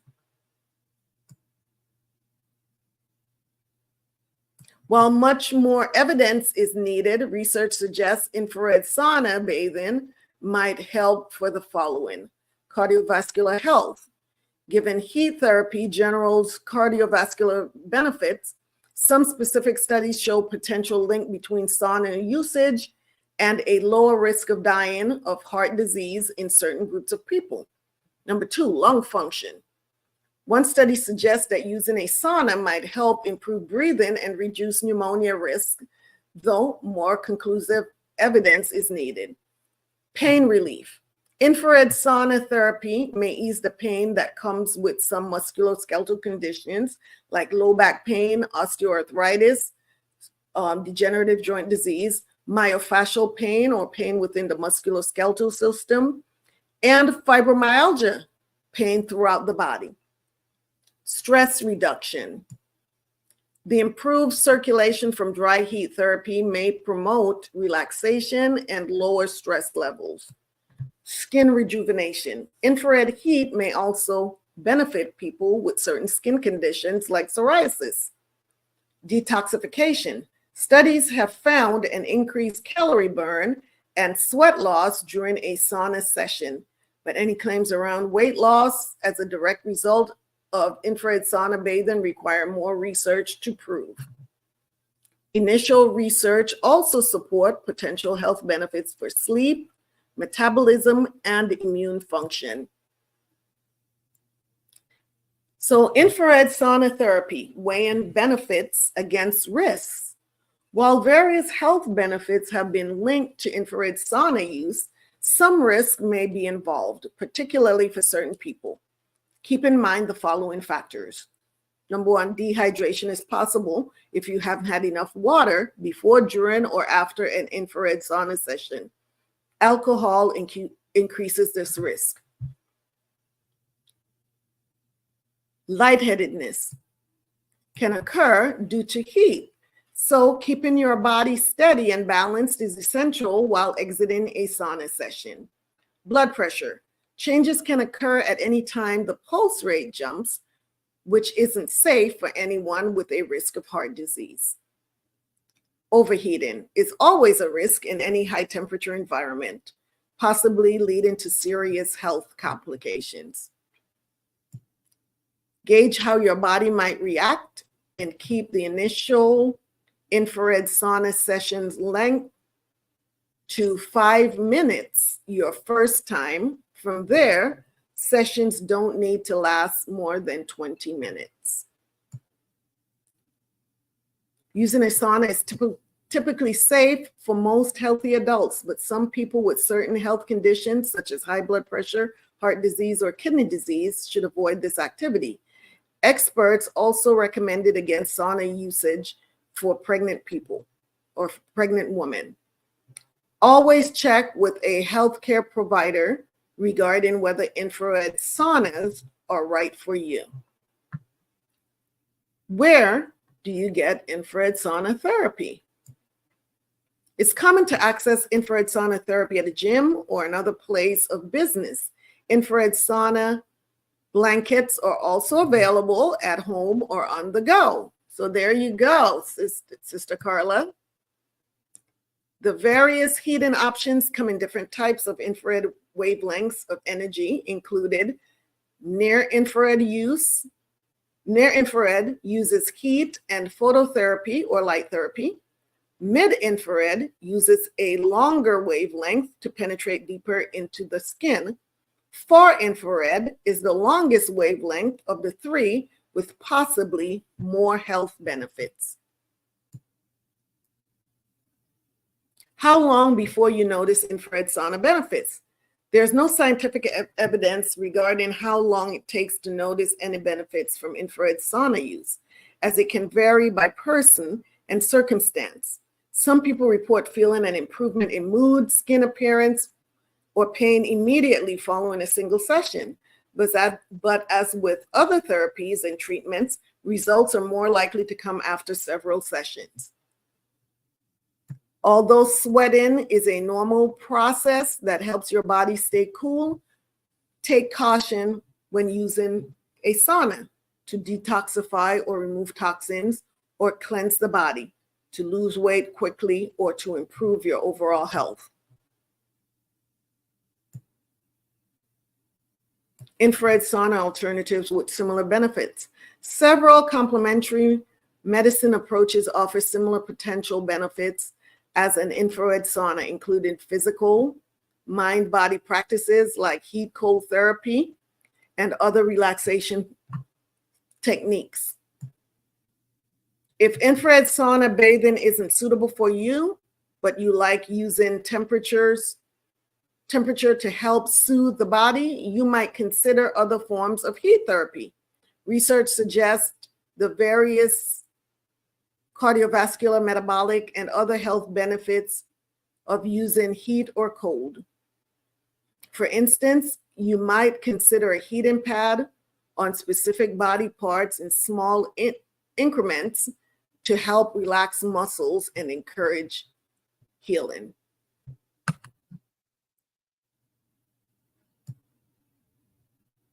Summary. Infrared saunas are a popular relaxation technique using dry heat aimed at the body rather than heating the entire room like other saunas. While this heat therapy may offer circulation, metabolism, and musculoskeletal benefits, more research and scientific evidence are needed to fully back these claims. However, the article that we just read shows that this goes back for 80 years that far-infrared saunas have been used. Infrared saunas may not be a safe choice for people with certain health conditions, and they can cause dehydration and blood pressure changes. Always check with a healthcare provider before using an infrared sauna to be sure this alternative therapy is right for you.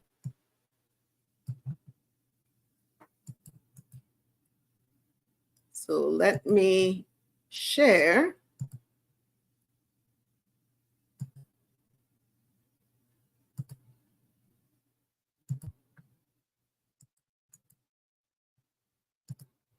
This link.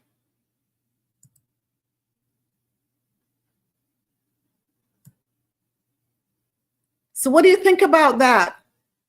Sister Paula said, I love you, sister. I just got home now. You look too beautiful as usual. The water says, all praises to the Most High. You said, I am so happy to see you. I am so happy to see you too, Sister Paula.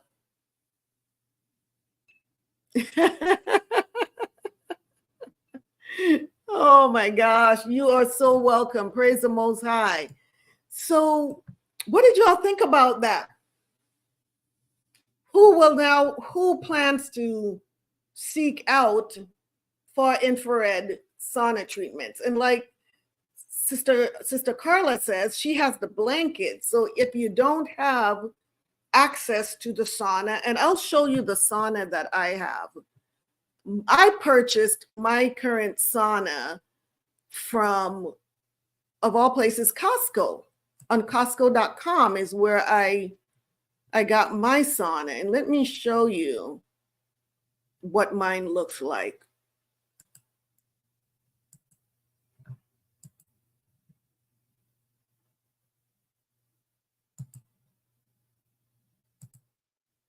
So this this is,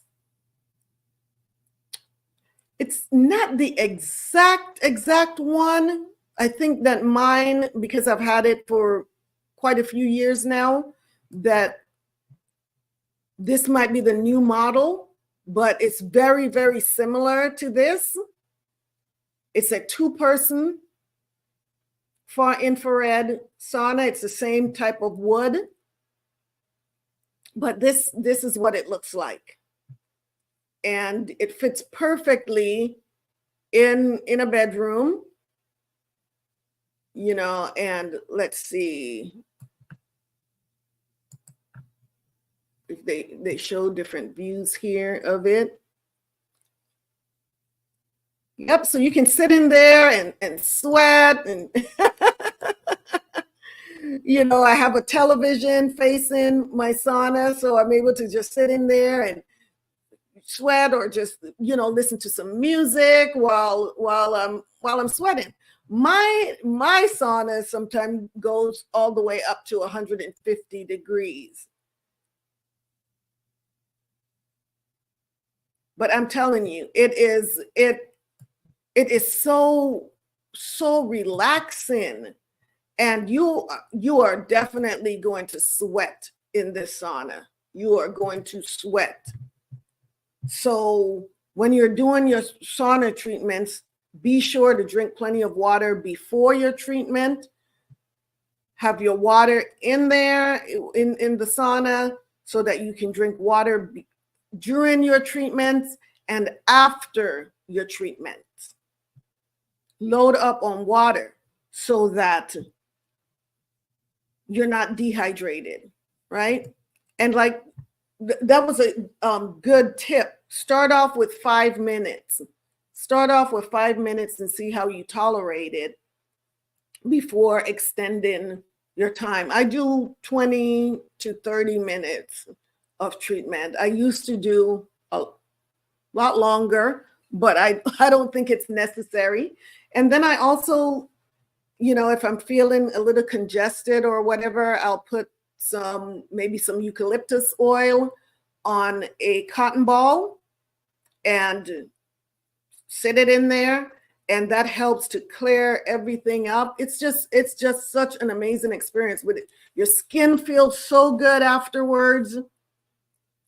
Take a nice warm shower after your sauna treatment. What I will do, I'll start the water warm and then gradually decrease it, make it colder. So by the time I get out of the shower, it's more but like a cold shower to close my pores back up.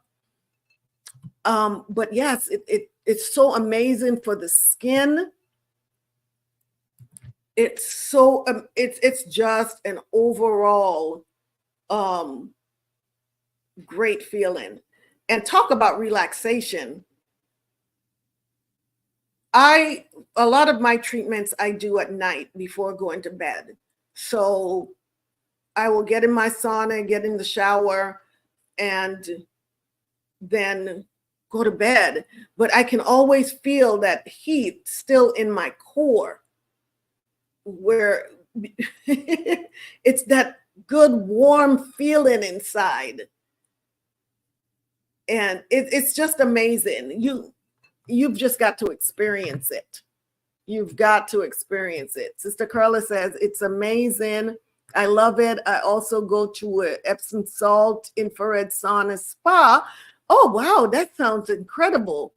In my neighborhood, after the float, getting in the sauna is so relaxing. Oh, wow. That does sound relaxing. It sounds healthy. Khan says, that's beautiful. I didn't know you had one of those in your area, but that's great. So yeah, I'm not telling you something that I haven't tried and done. If your goal is to become healthier physically, I believe you can do it. when I was in the Army, I didn't have a choice. I didn't have a choice. For 14 and a half years, I had to stay in tip-top physical fitness, tip-top shape while I was in the military. But after leaving the Army, you know, having work, school, raising children, and not having that same structure that I did when I was in the military, not having that same structure, going to school, working full time, you know, I ended up gaining weight, and I wasn't as active as I was accustomed to. And I'm going back years now, back in 2000, I just woke up one day and I thought, oh my gosh, who is this person? Who is this person? And I didn't like what I was seeing in the mirror, right? And so I set out to get in better shape. I wanted to get back in shape like I was when I was in the Army. And, you know, I have Army knees, which most people in the military end up having because of the constant run-in when you're in the military. So I couldn't really run like I used to. But in 2000, I set out to get in better shape than I was before. And I managed to drop my body fat percentage from 30-something%. It was high, 30-something% to 11%. So all of these things that I'm talking to you about is because I've done it. I dropped, like I said, from 30-something% to 11% in 2000. And it was a lot of work. It was a lot of work. I was working out in the morning, working out at night, going, you know, working, you know, taking care of the children. You know, it became, how do I put it? Addicting. Because once you start seeing the results, once I started seeing the results, I just couldn't wait to get up in the morning and do my workout. And after I got off work and came home, I couldn't wait to do another workout. And so I did that in about 6 months, believe it or not. But during that time, I also, because I was enjoying what I was doing so much, I learned, I trained to become a personal trainer. And that's the thing with me, is that whenever I learn something, I really enjoy passing on good information to others and teaching others how to do whatever it is that I've done. Because I would have people ask me, how did you do this? How did you transform your body like that? And I would teach them. And so that's always been my MO, is to learn, not just for myself, but to learn to also teach others. And so that's what I did back in 2000. I actually, at that time, I also entered a fitness contest, just to say that I did. I just did it just because I wanted to do it. I wanted to do it, so I did it. And in 2009, I opened a women's wellness center in Modesto, California. And the center, I offered circuit training, massage therapy, esthetician services, red light therapy for skin conditions and cellulite, and far infrared sauna. This is where I learned about the far infrared sauna. When I learned about it, I had to incorporate that in my wellness center. And I saw such great results My clients saw amazing results with the exercise, the red light therapy, the sauna treatments, massage therapy, all of that combined under one roof. And so what these things that I'm telling you is because I've done it. And I personally cannot sell something that I don't recommend for myself. And so I truly believe in the exercise, all of the things that we talked about tonight. And I know that you can do it, that you can accomplish whatever it is that you set out to do. And just make sure that when you're exercising, to do it safely so you're not hurting yourself, and using the sauna safely as well. And yeah, and so to this day, I have a sauna here in my home. And because like I said, we're exposed to so many toxins, the stuff that we're eating, the air that we're breathing, the things that we're coming in contact with on our skin, even the skincare products that we're using, some of them aren't so great. And so it's important for us to detoxify regularly. That being said, I'm ready to get back in excellent physical shape again, because I'm not in the shape that I want to be. So I've already started my routine. and I'm going to be sticking to this. How about you? Are you ready to move it to lose it? Are you ready to lift it to gain it? And are you ready to sweat to detoxify your body? Who's ready? Who's ready to do this? Who's ready? Who's on board with me? Now we can see, we can't seem to get away from the journaling, right? So here's another excellent reason to keep a journal. Now you can keep track of your weight, your measurements, how your clothes are fitting. Even if you're not able to get your body fat calculation right now, you can start just looking, take pictures of where you're at right now. Take your measurements. How are your clothes fitting? Your endurance, your strength, your blood pressure, the blood sugar, especially if these are problem areas, your mood. How do you look and feel? Start journaling, start documenting that. And over the next month, let's see where you're at. See are your clothes fitting differently? Are your measurements changing? Recognize also, once again, with the weight, if you're building muscle, you don't want to be on the scale every week. You just don't, because it can be depressing if you're not seeing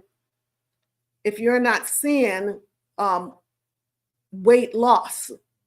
Because once again, you're building muscle, which is heavier, it's more dense than fat. So you're not going to probably see a big change on the scale initially. But look at your body structure and see how that's changing.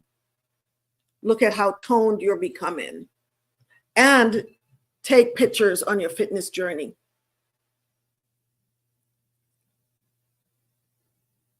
Oh, Sister Carla said, I had a moment like that too, Aqua. Yes. Yes.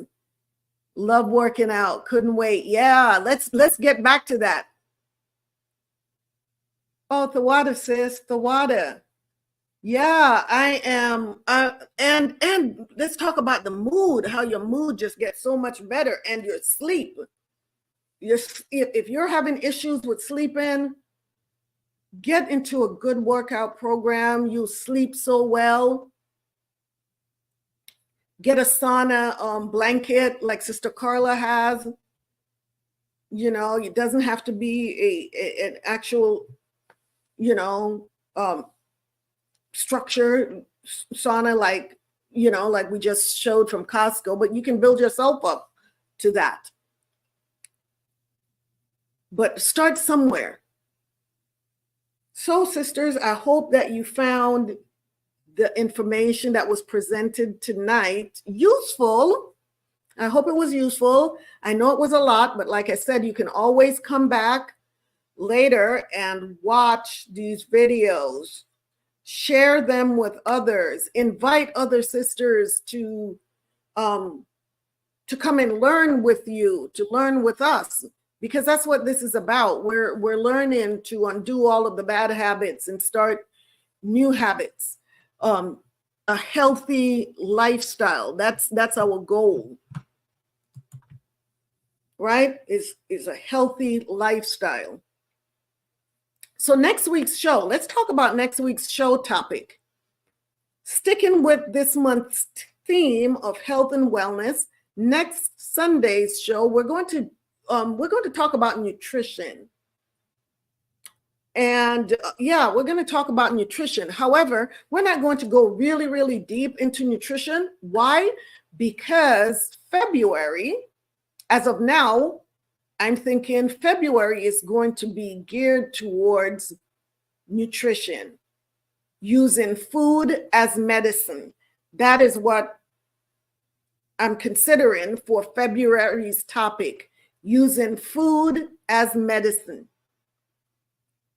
So next week's show on nutrition will be more probably an introduction into what you're going to expect in the month of February, which will be Nutrition Month. The following week, which will be the last Sunday in February,